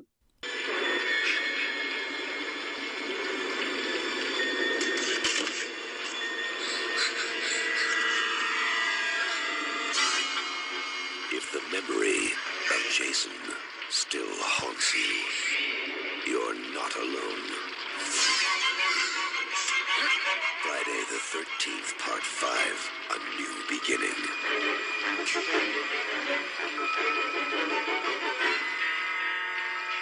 Severe trauma at age 12. Brutal self-defense, murder of a psychopathic killer. Boy, they've given him every therapy they can think of. It's wonder his mind isn't fried with all the drugs they've given him. The mindless, murderous fury that was buried with Jason has been reborn. Pete! And suddenly, terror has become child's play.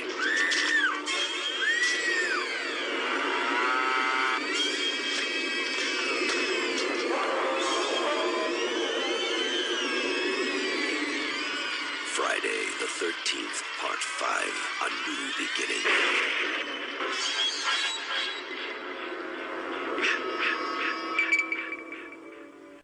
This one, written by Martin Kitrosser, David Cohen, and Danny Steinman, who also directed. Mm-hmm.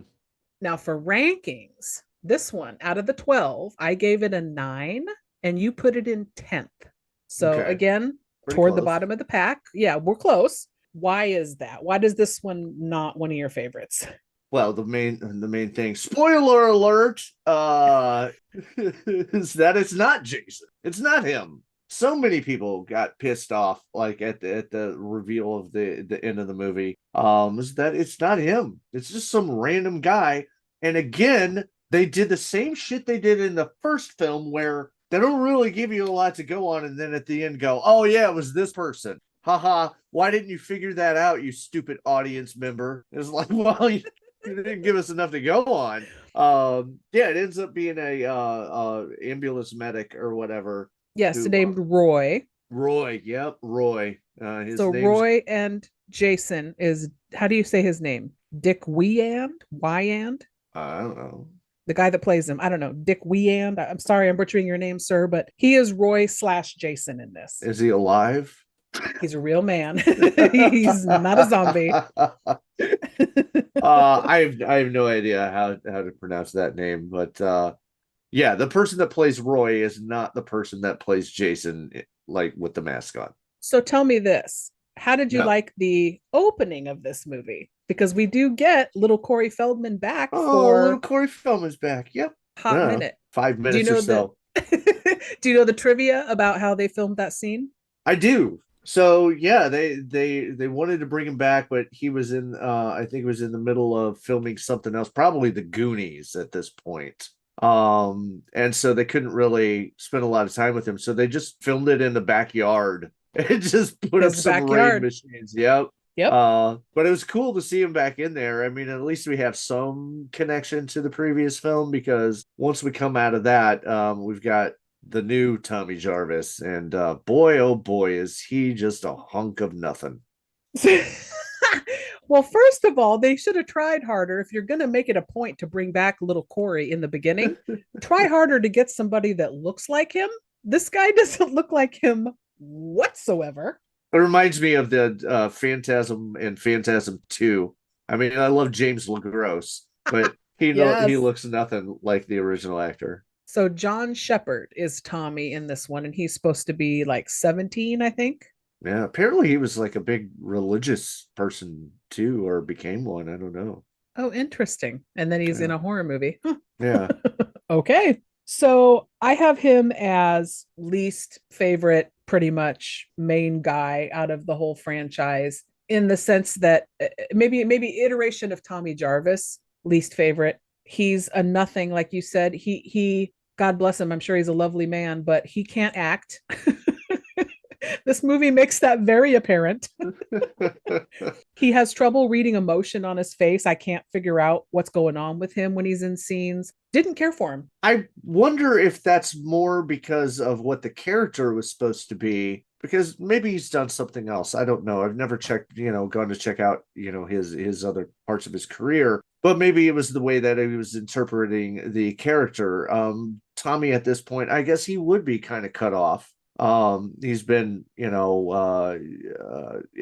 this insane, who knows where he's been. He's probably been locked up for a while otherwise, and now they're bringing him somewhere where he gets more freedom. So maybe he was trying to pull that, and because of who the director is, I don't think he got a lot of guidance, because this was what was it, Steinman, Danny Steinman? Yes. Yeah. Yes. He was a porn director. And you don't say. Yeah, I mean, you could tell from the way this whole movie is presented. That explains why the sex in the woods scene looks really well shot. Yeah. It feels different than the previous Friday films, and I guess, again, maybe that's what they're going for, because it is a new beginning. Ooh, well, how's a new beginning if you kill him off at the end anyway? So yeah, whatever, guys. Anyway, yeah, I wonder if he really does have that talent. It just wasn't able to come through in here. But yeah, I agree. He is just a total slag, like nothing. So he's brought to, like you said, he's probably been in a hospital for years after the events of the last film being so traumatizing, and he's brought to this kind of like a trauma. He's brought to a group home in the woods with other teenagers, 17 years old and whatnot, who also have quote unquote issues of their own. One of the kids is Joey. I want to say he's the one that's always walking around eating chocolate bars, and there's always like shit on his face. Yeah. Oh, poor Joey. Oh man. That's Dominic Braccia, I believe. Yes, Braccia is yes. his name. You know what? If there's anything that works in this film, it's his death. I feel so bad for him. And Agreed. he's killed by the dude from Return of the Living Dead, the guy chopping wood. That's Oh, the really? main. Yeah, he was like the main punk from Return of the Living Dead that drove the car and all that. Yeah, I mean it's really tragic, and oh my god, it hurts me so much because he's just trying to be a nice person. Yeah. He just happened to annoy someone. He's shown to us as being simple. Yeah. He's a little slow, a little simple. God bless him, he's trying, you know, and he ends up dying. And that's the catalyst for what happens for the rest of the movie. Exactly. Yeah, he wants to share a candy bar. Vic is violently chopping wood. I don't know why you give someone in, you know, a His place mental state. Yeah, mental state, a fucking axe, and say go chop the wood. And poor, he's just like, I got an extra chocolate bar. Don't tell anybody. I'll just put it right here for you, okay? And then yeah, he just chops the fuck out of him. And that's the thing. It's like the only clue about who is the killer comes in the following scene. And that's What's the clue? The clue is that Roy, ambulance driver, kind of looks up and off, and the camera holds on it for a bit. It's like, what's wrong with this guy? Well, a teen is dead, chopped to pieces. I mean, and the other ambulance driver is like chewing gum and laughing about it and doodly doo, whereas he's really affected. But that just tells me he has a soul. Yes, he's not a tropey ambulance driver / morgue worker who's always eating and thinks nothing of death. Yeah, Right. he's affected. Exactly. Yes. So again, they've dropped back to what part one had done and just throw something at you at the end that they almost didn't build up at all and expect you to just go, okay. So who's your best kill in this one? Tree strap. In the Really? woods.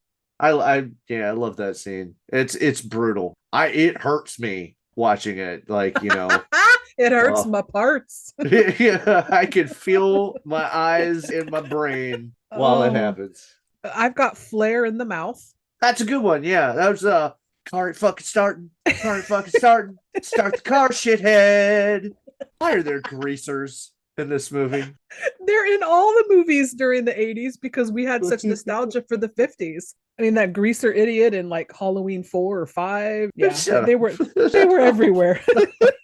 For death, I also have Ethel in this movie. I was happy to see her die. It's a lot of fun. Oh, but she's mostly because awesome. yes, her character's fun. She's going around calling everything horse shit. What's going on with this horse shit? You shut your fucking mouth. Yes, I absolutely love her. A lot of comedy in this one. I still ranked it low because overall, not really a good movie, but the comedy hits for me. I like the comedy. Yeah, so she's making a stew, but she's telling him to come in and eat it. But at this point, it's just water and vegetables.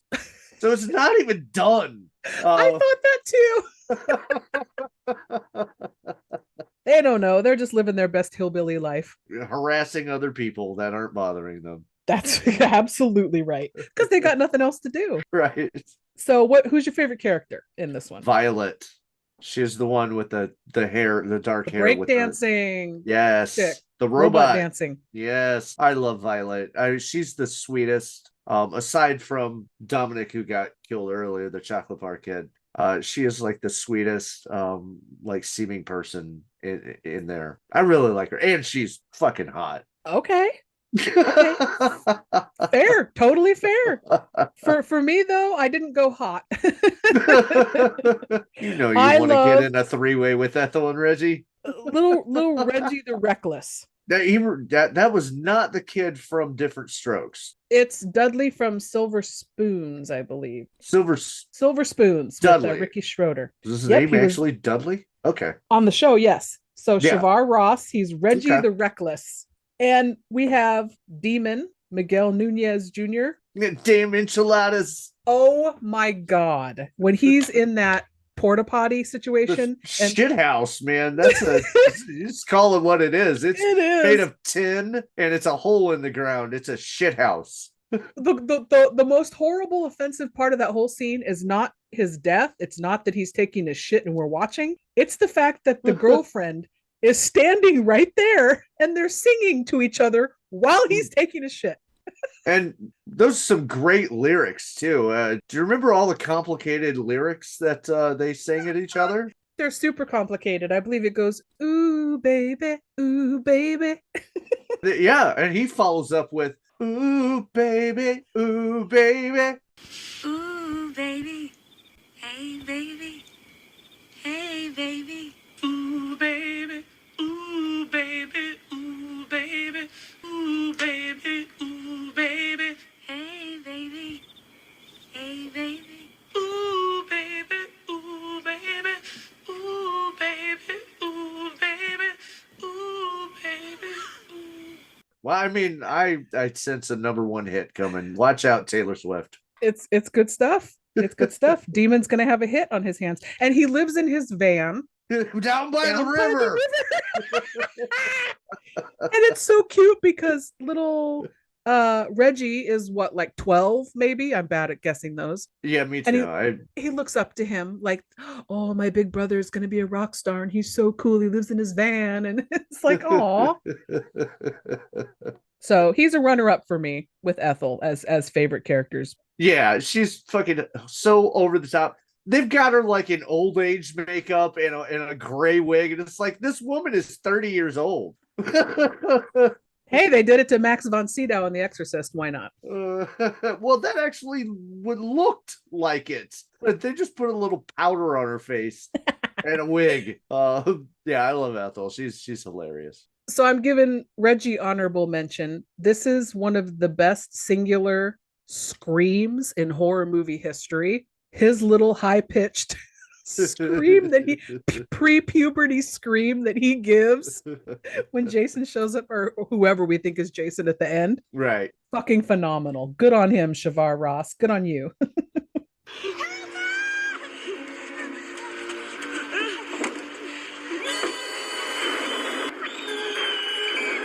I like and at the end he's actually integral to taking out Roy. Like he drives the tractor into him, which, by the way, that was shot and set up very badly, because how long did Jason Roy have to stand there and wait for it to get to him?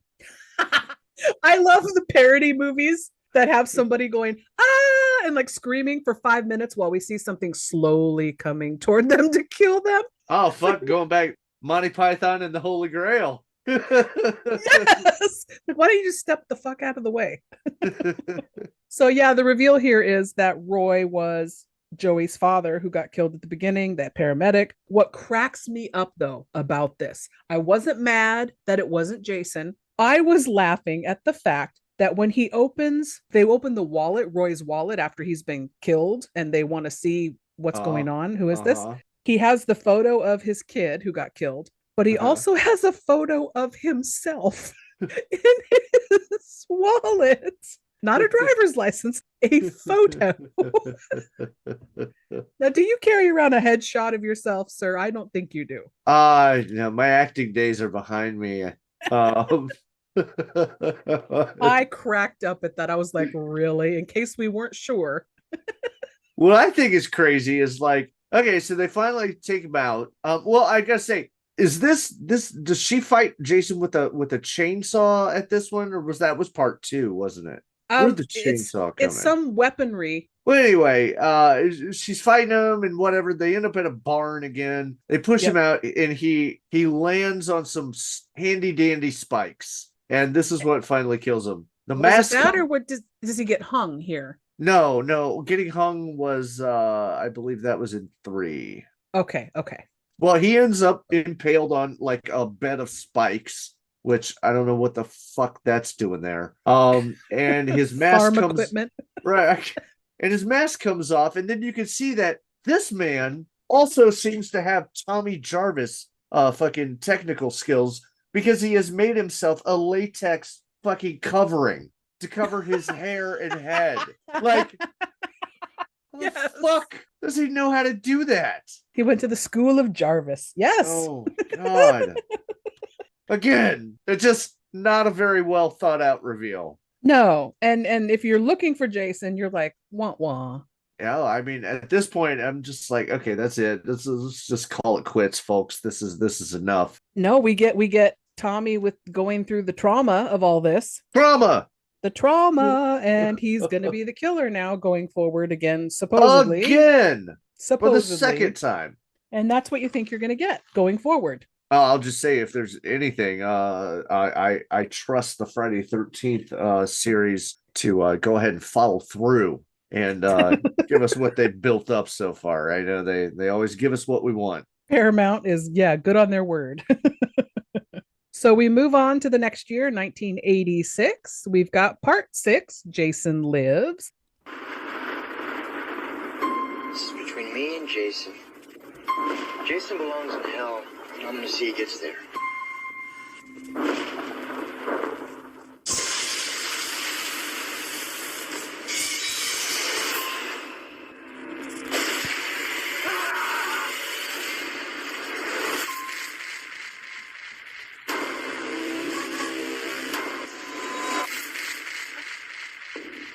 Jason's alive. We dug up his body. You gotta do something. No one in Forest Green wants to be reminded of what that maniac did here. That's why we changed the name. People want to forget this was Crystal Lake. Just because our parents keep telling us that Jason was only a legend doesn't mean it wasn't true. What if he did come back here? Looking for the camp counselor that caused him to drown his wife.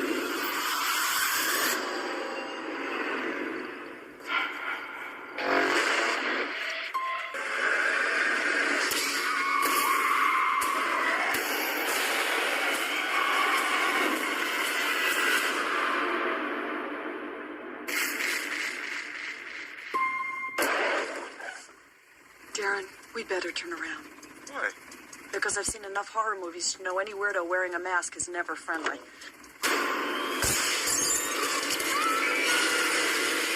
Written by Tom McLaughlin and directed by Tom McLaughlin. Yes. We have CJ Graham as Jason because Jason is back in this one. Well, part of the time. Okay. Couple of things that I just had to note.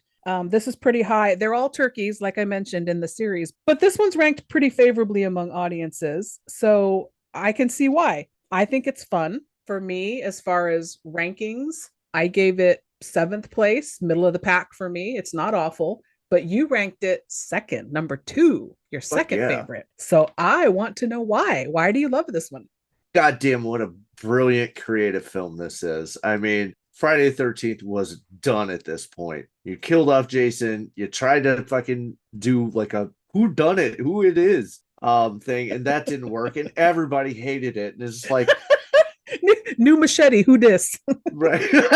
So it's like, I mean, it's just everybody's done with this. So they went, let's go to like somebody with some actual talent and creativity, and let's give him the freedom to do what he wants with the series. And he got permission, to kind of go wherever he wanted to go. Can I make it funny? Yes, you can. Just don't make fun of Jason, which he really didn't. It's gorgeous. It's filmed so beautifully. It is at this point, the most visually beautiful Friday film, which is hard to say about any of the previous ones. They were well shot, some of them. This one's actually got a lot of thought put into it. There's a lot of Hammer horror, Universal horror, like classical horror going into this, with the way it's designed and the way that it plays out. It's got a lot of great humor. It's the first time that we actually get kids in a campground. Before this, it's always been teenagers and the camp counselors, but this one we get actual children, and they even have some really cool parts and stuff. The kills, unfortunately, were all severely cut. It's definitely not as brutal as it should have been and fun as it should have been, because why are we watching a Friday the 13th film? Aside from just seeing Jason, we want to see the kills. And the MPAA was really cracking down on horror at this point, and making them cut everything out. And so that happened here. But everything else, the characters, the way they treat Tommy, the way that he acts is very cool. The acting is all really good as well. It's fun. It's funny. It's really the way to take the series at this point. Because otherwise, we're still doing the same thing we're doing. And here we're kind of doing the same thing we're doing, but we're having more fun with it and we're being more creative. And that's exactly the way it needed to go. So the MPAA being super strict stuck out to me because that's one of my notes in bold I wrote is no gory kills. Nope. They would not, I guess, let them go overboard. And it's such a bummer in that respect. Yeah, this was the time. The face through the RV, though, that's my favorite kill. That one doesn't need to sweet. be gory because it's so cool, right? Fuck yes. My favorite kill, I think, is it's not being played by CJ Graham. It was the original actor who was playing Jason, is when he is stalking the paintballers in the woods. So just if anybody's never seen Friday 6 and you're still listening to us, you fucking maniacs, Jason's been buried and in the ground since part 4. Tommy Jarvis escapes from his new insane asylum, and he's traveling along with Horshack from Welcome Back, Kotter. Ron Palio, he's actually really good in this role, man. He does give a great performance. A lot of people like to shit on Horshack, and I have in another movie he did. But Tommy's idea is he's gonna dig up Jason. He's gonna make sure he's dead and make sure he never gets up again. But of course, this being a horror film, he kind of loses his shit. He stabs him with a metal pole, and then as he goes to set him on fire, the rain starts, the thunder starts. Jason gets struck by lightning and is reanimated as if he's the Frankenstein monster. It's alive. Fuck yes. Yes. Let's go. You Off the rails. Yeah. And you probably get the greatest kill in the movie is that where he punches the heart through of Horshack, and he comes out his back. Anyway, at this point, at some point, Jason's walking around the woods. I guess he's heading back to the camp, and he encounters some company people that are having a paintball competition for team building. Fuck that. Yes. And at one point, somebody has a machete. He's really mad because the lady took him out of the game. He's a big, fucking sexist fuck. And as he's slashing through the woods for no reason, because nothing's in his way with his machete, at one point, Jason grabs his arm as he attacks him, and he ends up ripping the arm off. So Jason's standing there, and he's holding an arm that is holding the machete, and you see him look at it, and Jason, you can see in his brain kind of going, holy fuck, I'm really strong now. Like getting used to like these new undead powers. I choose to think that he got rejuvenated and for his undead powers, but you go with what you got. Well, at the opening, when they're digging him up, my question was, you brought shovels, you brought your friend. Okay. Why did you bring the hockey mask? Why is there a hockey mask when they bring him back? I mean, yeah, they weren't planning on it, but that's how he gets the mask. I was like, okay, I roll with it. Well, how did Tommy still have the mask is a better question. Who let him keep that? That would trigger his trauma. But well, the plan was to incinerate the body and set it on fire. So he was going to put the mask in there as well so that it would all be obliterated. And I think he thought this through enough that he, to me, is dealing with his trauma far better than Laurie Strode in the Halloween franchise. Trauma! Because he just wants to go right back and make sure this fucker's dead and be done with it. Move on with life. Yep. Was a good plan in theory. Until that pesky nature got involved. So I love that we get a little cameo performance. It's a cameo now because he's famous, but Tony Goldwyn, he was Patrick Swayze's best friend in Ghost. He's done a ton of stuff. If you saw his face, people, you would know him. He pops up in this, and I was like, oh, I forgot he's in this. It's so fun. And then he dies, and you're like, oh. You gotta have to refresh my memory. What kill was that? Their car breaks down, driving. I think it's like a little bug, a VW bug or something. Oh, yeah. Oh, that's one of the greatest scenes in the film as well. He doesn't last. He doesn't survive. No, and his partner is the wife of Tom McLaughlin. And she's the one who and there's some clever line delivery in here, and some clever lines is like, you should really go in reverse. Is like, why? And she says, because I know that anybody wearing a mask in the middle of the woods like that is bad news. And then she ends up in the puddle, and then Jason teleports and is right on top of her with the pole or whatever. And she was trying to like give him money to not kill her. Yes. And then when she dies, the credit cards are floating on the puddle. And Tom McLaughlin always says that, yeah, I put that in there so the audience would have a chance to yell out, "Never leave home without it," because it's American Express. Oh my God. I didn't see this in the theater, so I don't know if anybody did that, but that would be funny. So I did like a couple of the Easter eggs in here. Did you catch that these people are in Carpenter City? Oh yeah. And there's a Cunningham Road. Yes. And Karloff's General Merch. Yes. Now, if there's more, I must have missed them. Are there any more? No, I think you've got the main ones. I was definitely wanted to bring those up as well. Yeah, there's lots of little Easter eggs like that. What was the book that he was reading? I can't remember the name. He had like 3 different books about how to deal with the undead.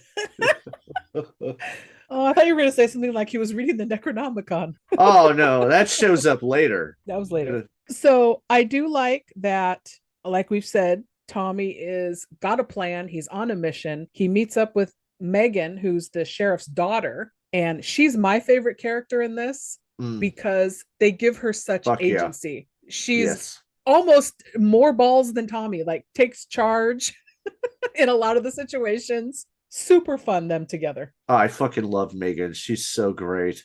She doesn't take shit from her dad. She doesn't take really shit from anybody. She's the one that's like, we're gonna run the cops, right? She's like gunning it down the road, and which just brings up another funny joke where she like shoves his face in her crotch. And you can see her look on her face. She looks down and she's like, aha, yeah. That is a great scene. And I like that he just rolls with it too. He's like, okay, you're hot. It's fine. So this one wraps up with Tommy wanting to kill Jason by returning him to his original grave now. I got that from one of those books. Yeah, one of those books he was reading said that. So then this is where you can be of the two minds once again. Did he drown or didn't he drown? Well, you know where I fall.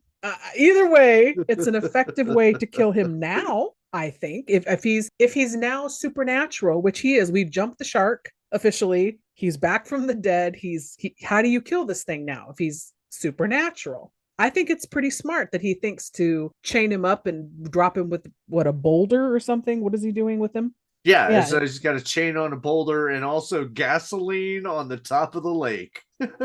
Hey, it's beautiful to see. I don't know how effective at hurting Jason it would be. But maybe it's part of the ritual. It could be part of the ritual. Who knows? No, I love it. I love the ending. I was fuzzy on the whole second death thing because, again, like I said, supernatural. How are we actually going to kill him? Because if we're going by your understanding of was Jason dead or not through all the other films, you would have to take him back to the Jarvis house, right? Yeah, and lock him in there. Yeah, I am vindicated. That's true. That's true, actually. All right, shut it. Just sit there in your rightness. Smells so good being like in the stench of my rightness. All right. So overall, the more I talk about it, the more I remember it fondly. So it might, like you said, every time I rewatch the franchise, this might move up in my rankings. It might not sit in the middle of the pack for much longer, I think. Tom McLaughlin just really went all out and tried to recreate the series. And I think it's gorgeous. It's beautiful. It's such a throwback to like older movies and stuff too. He really knows what he's doing. Tommy, played by Tom Matthews, we should mention, because also from Return of the Living Dead. Okay, another connection there. But Tom Matthews, everybody put a pin in that because he will come back up later. Unfortunately. So that's foreshadowing. That's what you call it. If you watch part 4, go ahead and jump over to part 6 after that. Skip 5. And now we jump 2 years ahead to 1988, Friday the 13th, part 7, The New Blood. This is the one you've been waiting for. What's happening to me? Your psychokineses and these delusions. No, you're not listening to me! The one you've been asking for. Hey, Tina. Isn't this the way they wear their jackets back in the mental hospital? Concentrate. Concentrate, Tina. The one you've been dying for. You people give me the creeps. Okay, you big hunk of a man, come and get me. Jason is back.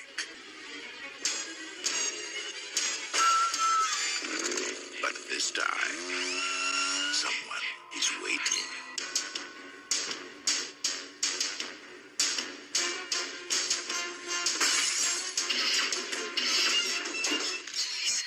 Tina, don't go in there!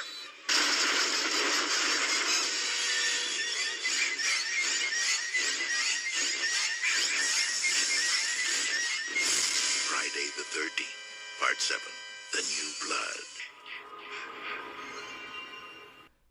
This was written by Daryl Haney and Manuel Fideo, directed by John Carl Buechler. Buechler is what he told me. Perfect. Oh, what he told you? Yeah. Okay. Go ahead. I want to hear that story. I met him a couple times. At one point I was working at a haunted house here in Missouri, and he was there to sign posters and whatnot. And I had created my own Jason costume. I had like a thick like winter over suit thing, like whatever. Took and made it look like my ribs were there, and I had my homemade mask and whatnot. And I was working, and I was like, he's gonna leave by the time I'm done. So I took my break. I didn't take off my costume or anything like that, and I passed the line of everybody waiting to talk to him, and I just sat at the table and did the whole Kane Hodder breathing thing and looking at him and shit. And after he signed a couple ones, the next person comes up and he goes, "Okay, hang on for a minute. I think I need to talk to this person over here." I whispered into his ear. I was just like, here's my name. And he signed the poster and whatnot. He came back the next year and I wasn't working. And so I went there specifically so I could speak to him more personally. And we talked a little bit about the making of this film and how there was a hit piece that went out, I think, in Gore Zone magazine by Chaz Ballin. I don't know if there's any horror fans from the late 80s that know Chaz Ballin. He was pretty influential, but he was invited onto the set and all that. And then he shit all over the movie, completely ignoring the fact that the MPAA had cut out all of the stuff that John was really trying to do. But I had asked him, it's like, how do I say your name? And from what I remember, I don't know, I'm old as shit. I could be misremembering, but he told me it was Buechler. So that's where we stand. Okay.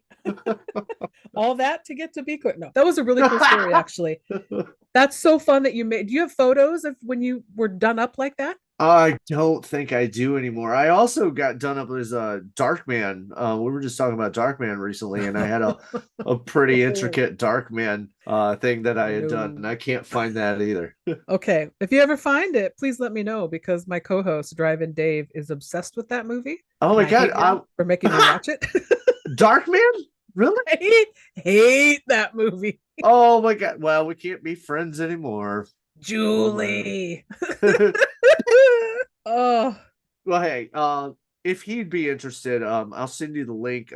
Nick has the film club discussion every Saturday, and we just did Soup Timber, where every film was going to be a superhero movie, and my pick was Darkman. So I'll send you the link to that recording, and you can share it with him. Please do. Please do. Okay, so for this one, we meet Tina, who, when she was about, the casting notes say 12-year-old Tina or 10-year-old Tina. I don't know. She's a child, and she's got kind of psychic powers, kind of like Carrie. Yes. Telekinesis. Is that what you would call it? Yes. And she sort of is feeling responsible for her father's death, which honestly, when they show the dock collapse and he falls in the water, I'm like, really? That killed him? Well, the roof covering landed on top of him. So I'd imagine it would have like crushed his spine or skull or trapped him underneath there to where he couldn't get out, or he was either dead or incapacitated. Okay, so going with that logic, we're gonna go with your logic. That's what happens. I'm very logical, miss. Okay, well, we're gonna say that happens. Okay, what you said. Why did they not go down and send divers and pull his body out from the wreckage? It's Crystal Lake. They never get anybody's out of there. So Crystal Lake is this giant watery grave? I guess so. It's a mass grave. It's got really thick mud on the bottom, I guess. So gross. So they don't recover his body because at the end she telekinetically brings him back. I guess he was still in the lake. Yes, he was. He was. Okay, opening narration for this movie, we get the Jason legend, and we see flashbacks of things from previous films. This is Crazy Ralph. The guy that played Crazy Ralph is doing the recap here. I didn't know that, and I love that. Yeah, I love this recap, and I love the vocal intonations that he gives. And I really love at the end, people forget he's still out there. But is he, though? Because he's in the lake. Well, that's out there. Unless you're going swimming or something, I don't think you have to worry. So my notes in this for casting, we've got Kane Hodder as Jason. Woohoo! His first run at it. And there's a little fun connection in this movie because Tina, as an adult or 17-year-old, they're always like 17 because they're still under parental care. Have you noticed that in all these movies? Yeah. Played by Lar Park Lincoln. Park Lincoln, yes. Who was in House 2, the second story. So that's a Turkeyverse connection here to the show. Oh, yeah. Used to hate that movie. I have completely turned around on it. I have always loved it.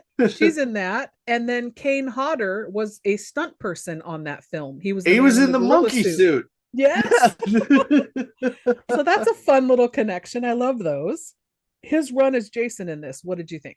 This is I think the ultimate portrayal of Jason. Aside from Ted White in 4, which was a bit more I don't know. I would say I don't know what the words I'm looking for. The Ted White version was more aggressive, I think. The Kane Hodder version of Jason in this one is a bit more methodical. He's not as eager to get to the end of it and just take care of people. He kind of like plays around with people and fucks with them and shit. But when we talk about Kane Hodder in Friday the 13th Part 7 in the character of Jason, you also have to bring into the special effects that Buechler was doing for it. It's the most amazing goddamn shit I've ever seen. You see his backbones, you see his kneecap moving around when he walks. You've got his his, what do you call these things? Rib bones.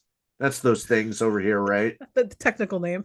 Yeah, that's what my doctor friend told me. Dem bones. The rib bone is connected to the face bone at some point. Yeah, I mean, just everything about the design is gorgeous because you see everything that's happened to him in every film before. We've finally got some sort of continuity going on. And then everything that Kane brings to it is his posture, the way he's breathing, the way he moves, what he does every time he moves his head. You can tell that there's a thought happening inside of there, and it's fucking amazing. A lot of people are like, oh, he's too short and squatty and blah, blah, blah. I was like, look at it. Shut up. You're probably thinking of Jason Goes to Hell. At this point, though, it doesn't matter what his physicality is if you want to lean on the fact that he's supernatural and has powers, abilities, strength. He doesn't need to be a big hulking beast of a man. I think he can teleport. Yeah. Yes. He just pops up. He gets brought back, though, because if you remember at the end of the last film, he was at the bottom of the lake because Tommy Jarvis put him there. When she is older now and she's wishing she could bring her dad back from the dead, from the lake, because his body's apparently still in there, and she's using her powers, apparently that brings Jason back. Right. How telekinesis is able to bring a dead corpse back to life, I don't understand. But why didn't it bring her dad back at that point as well? Because Jason was more conscious. Like He's trapped down there, but he's not dead or anything. Her dad is actually dead. Okay. I was Right. going to go with because reasons, but yours is better. Okay. I get overly analytical about this stupid shit. I love it though. It's like you're my spirit animal, but also yin and yang, because you're coming up with things I'm like, oh, I didn't think of that, and it's perfect. Well, because at the end of 6, he does get chained down there at the bottom, but that doesn't mean he's fucking dead or defeated or anything. I think they show his eyes open at the very end of part 6. So they're like, yeah, Jason's not dead. So he's just down there fucking aggravated. He's been inconvenienced by Jarvis putting a Band-Aid on the situation. Right. So he's just been hanging out down there. And so when she gets involved, yeah, that's and so her dad is dead. And then later on in the movie, when she does it again, I guess he's the only one left in the lake. That's why he comes back. I don't know. At that point, it falls apart. So her mom has brought her and her psychiatrist who's treating her, Dr. Cruz. Dr. Cruz! Played by the amazing Terry fucking Kaiser. God damn, yes, you got it. He's so great at being evil. Just an evil, rotten human. Fucking Bernie, man. Yes, Weekend at Bernie's. He's trying to treat her, supposedly. He wants to exploit her abilities and uses the Jason legend that they think is Jason's not real to trigger her powers into working and getting them on film and shit so he can be famous or something. Yes. Fucking evil piece of shit, this guy. Yes. And I love him for it. Me too. Right? He's one of the most lovable, fucking hateable characters on there. I just, every time he's on screen, I'm just like, oh, you asshole. Fucking, oh, man. I actually kind of didn't want him to die so that he can fucking show up later. Oh, I know. But it's kind of you're rooting at this point in the series for the pieces of shit to die, and you want them to have a glorious death, fitting for how awful they are. Because he pushes the mom in front to protect himself when they're in the woods from Jason and shit. It's like, yes, such a weasel. I love that. And you know what? The death he was supposed to receive would have definitely added up to everything he deserved. But this is even worse than part 6. This one got completely eviscerated by the MPAA. Really? Yeah. So, like we were talking about earlier, we brought up chainsaws. Like anytime you're at a haunted house or something, or somebody wants to make a parody or whatever of Jason, he's always got a chainsaw. Jason has never used a fucking chainsaw in any of the films. But in this one, he does use some power tools in this one. Yes, this one he somehow must have stored a gas-powered weed trimmer in the woods. And it looks awesome with him holding it, and it's fucking badass. And he shoves it in Dr. Cruz's stomach, and then it cuts away. He got that from the shed though, where I think it was Robin was hiding from him in the shed, and she goes around the partition and then sneaks around to the other side and then sneaks around again, and he finally gets her. Yeah, but there's a shed with a bunch of tools hanging on the walls. All I was going to say. Well, correct, but that's back at the house and whatnot. They were just driving in a car, like they're halfway down the road, and then they end up running. Okay, so because reasons. He must have been in the shed and gone, I really like all this shit in here. I think I'm gonna take it and put it out in the woods just in case. So anyway, yeah, he's revving it up and he's coming right at Dr. Cruz. And I used to have a collector's card of that. There was something called, I can't remember, Movie Maniacs or something. There were collector cards. He shoves it in his stomach and it cuts away. There are behind the scenes footage where you can almost see what it was supposed to be. Apparently what happened was, as he shoves it in, it catches on his intestines and his intestines start flying around like from that. Like fucking amazing. Oh my god. See, we need the footage from all these movies that's been cut. We need like a super pack of all the films with all the footage. I'd buy 5 of them, one for everybody I know. So what did you think kill wise then? What's your best kill in this one? What's your favorite kill? Death by party horn. Because it makes a little toot when it goes in her skull.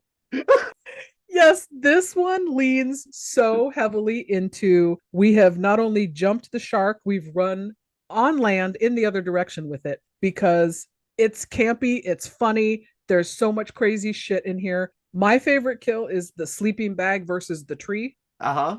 Just because to me, in my mind, I put myself in that situation and I'm like, that's fucking brutal. Right. If you're in that sleeping bag, whoa. So that's my favorite kill. And you know that is an edited version of the original kill, right? Oh, why are you killing me like this? Yes, I'm sure they're all so much better than what we got.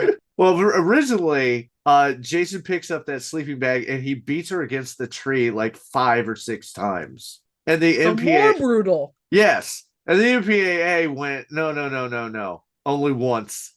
So that's what we get.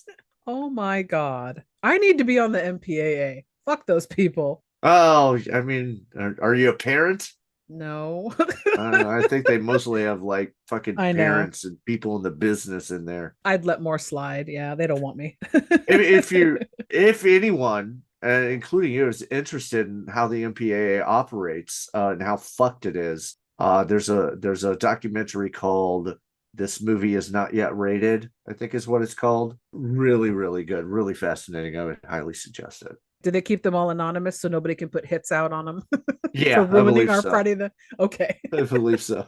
So who is your favorite character? I like what was the girl in the shed? She's kind of the nerdy girl, nerd. and they give her the she's all that makeover. Yeah, she wears the little blue dress and she primps her hair out in 80s fashion, so it's like larger than her actual head. The hair helmet, yes. Yes. And she puts lipstick and makeup on, and I mean, I liked her, and I was sad to see her go. But I guess Jason just could smell on her that she wanted to get laid, so had to be taken care of. Yeah, her and that blonde bitch Melissa just fucking picking on everybody. Melissa. Satisfying death in this movie. A lot of satisfying deaths because I really hated some of these characters. Yeah, there were almost none other than Tina, whoever the guy that was involved with her was, and the mom. I think were about the only 3. Yeah. Even the nerdy guy, the guy's like Star Mummy. He was so cute because he's the kind of guy I would have gravitated to in high school to be friends with, but not romantic. I wanted the buff, studly, hot, popular guys that everybody wanted. But Right. now that I'm older, I'm like, I want that guy. I want the sweet nerdy guy. He wasn't all that sweet though. He seemed kind of jerky on his own. But maybe he was just, too far into himself and his creativity and whatnot. Maybe that's why it came off that way. But That's fair. I liked his puppy dog loyalty to the stuck-up bitch. What an idiot. She didn't deserve it, but I thought it was a good character No. trait in him. Well, he did get laid by her, so I mean, at least he got that. That's true. Maybe that's why they get killed. So, favorite character in this for me is Tina. Oh, Because I think her powers make her the most interesting person in this film. I love Yeah. that twist introduced into this series. I mean, if you don't count Jason being supernatural, right? She's the first person to show up with something other than just being a regular traumatized teenager who gets killed. Right. She's a good final girl. She's interesting. Her powers make her interesting. Yeah, I mean, we're in part 2. We had Ginny who used her brains and whatnot because she was like, studying to be like a psychiatrist or whatever. Now at this point, now we have an official zombie Jason with supernatural powers. This is the next logical step. Bring in more, supernatural shit. It really works, and it works as an idea, as a pulling it off. I don't think Buechler did a great job because the telekinesis special effects and whatnot are just so ridiculous. I was like, I wanted to take a piece of like a scissors and just snip the wires and watch shit fall down. You know what I mean? Like the TV flying by. Oh, 100%. It's silly fun. I wish they had the money and the budget to actually make it work better because it is a great idea. So their budget though for this one was only like $3.5 million or $3 million. Yeah, they kept getting less and less money as it went along. Yeah, so that's kind of a bummer. So maybe that's why the effects are Yeah. not Oh, the best. absolutely. Absolutely. That's why you work with what you got. But yeah, I mean, the Friday 13th movies also box office wise were declining with each entry. So Yeah. of course the studio, in order to keep making money back, wanted to give them less money to make them. But hey, studio, what do you think? Maybe if you actually increase the budget, you might increase the box office returns, you idiots. I know. A better quality product. People like Yes. that. I know. We need to have a studio. That's just what it comes down to. Be making the pictures, making the decisions, and then we need to be on the ratings board so that they are what we want the audience to see. So we can release them without being butchered. What'd you think of the face reveal? Like at the end, like where Tina's using her powers and she tightens that mask so fucking hard that it splits. And like the camera's like right this. Yeah. I like it. I don't like how he looks. Okay, well that's what I was really going for. But I like the idea and I'm excited until the reveal. Really? Yeah. I very much enjoy anything using her powers. Well, there was a producer on this film that absolutely hated Friday the 13th and everything about it, and apparently really had something out for John Carbichler because she shit all over the effects of what Jason looked like. Said he looked like a frog, which okay, maybe I can see that. But she also at the very end when she resurrects the dad is supposed to come out of there looking like he was like somewhat rotted and shit, like from sitting on the bottom of the lake. And she told him, no, you can't do that. And so that's why we get the dad coming out looking like he just came out of the shower instead. Yeah, that's what I thought too in my notes.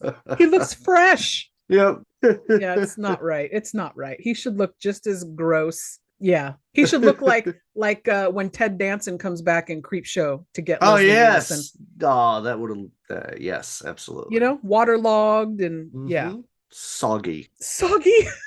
Do you have anything else on this one? If we're talking to people that have never seen Friday 13th again, I say start with 4, go to 6, and then going to 7 is not a bad idea. Yeah, that's like the perfect way to go. All right, listeners, that is going to wrap up part 1 of our amazing discussion on the Friday the 13th franchise. Please be sure to check back next week when we release part 2 and wrap it all up. Thank you so much for your continued support, and thank you for listening. And on that note, I'll see you next time. Goodbye.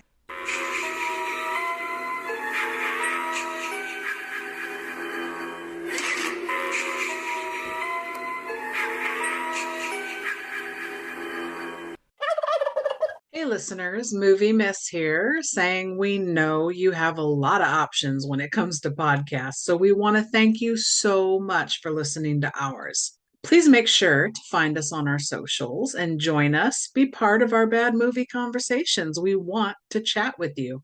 We're on Facebook with an official page, as well as a Let's Talk Turkeys discussion group, where you can talk with other like-minded individuals who like bad movies. We're on Instagram at Let's Talk Turkeys. Our Twitter handle is at Gobble Podcast. That's GOBBLEPODCAST. And of course, you can always email us direct. We would love to get suggestions from you of movies you would like us to cover. If you want to be a guest on the show, we would love that. So directly, that's Let's Talk Turkeys, all one word, at yahoo.com. You're still here? It's over. Go home. Go.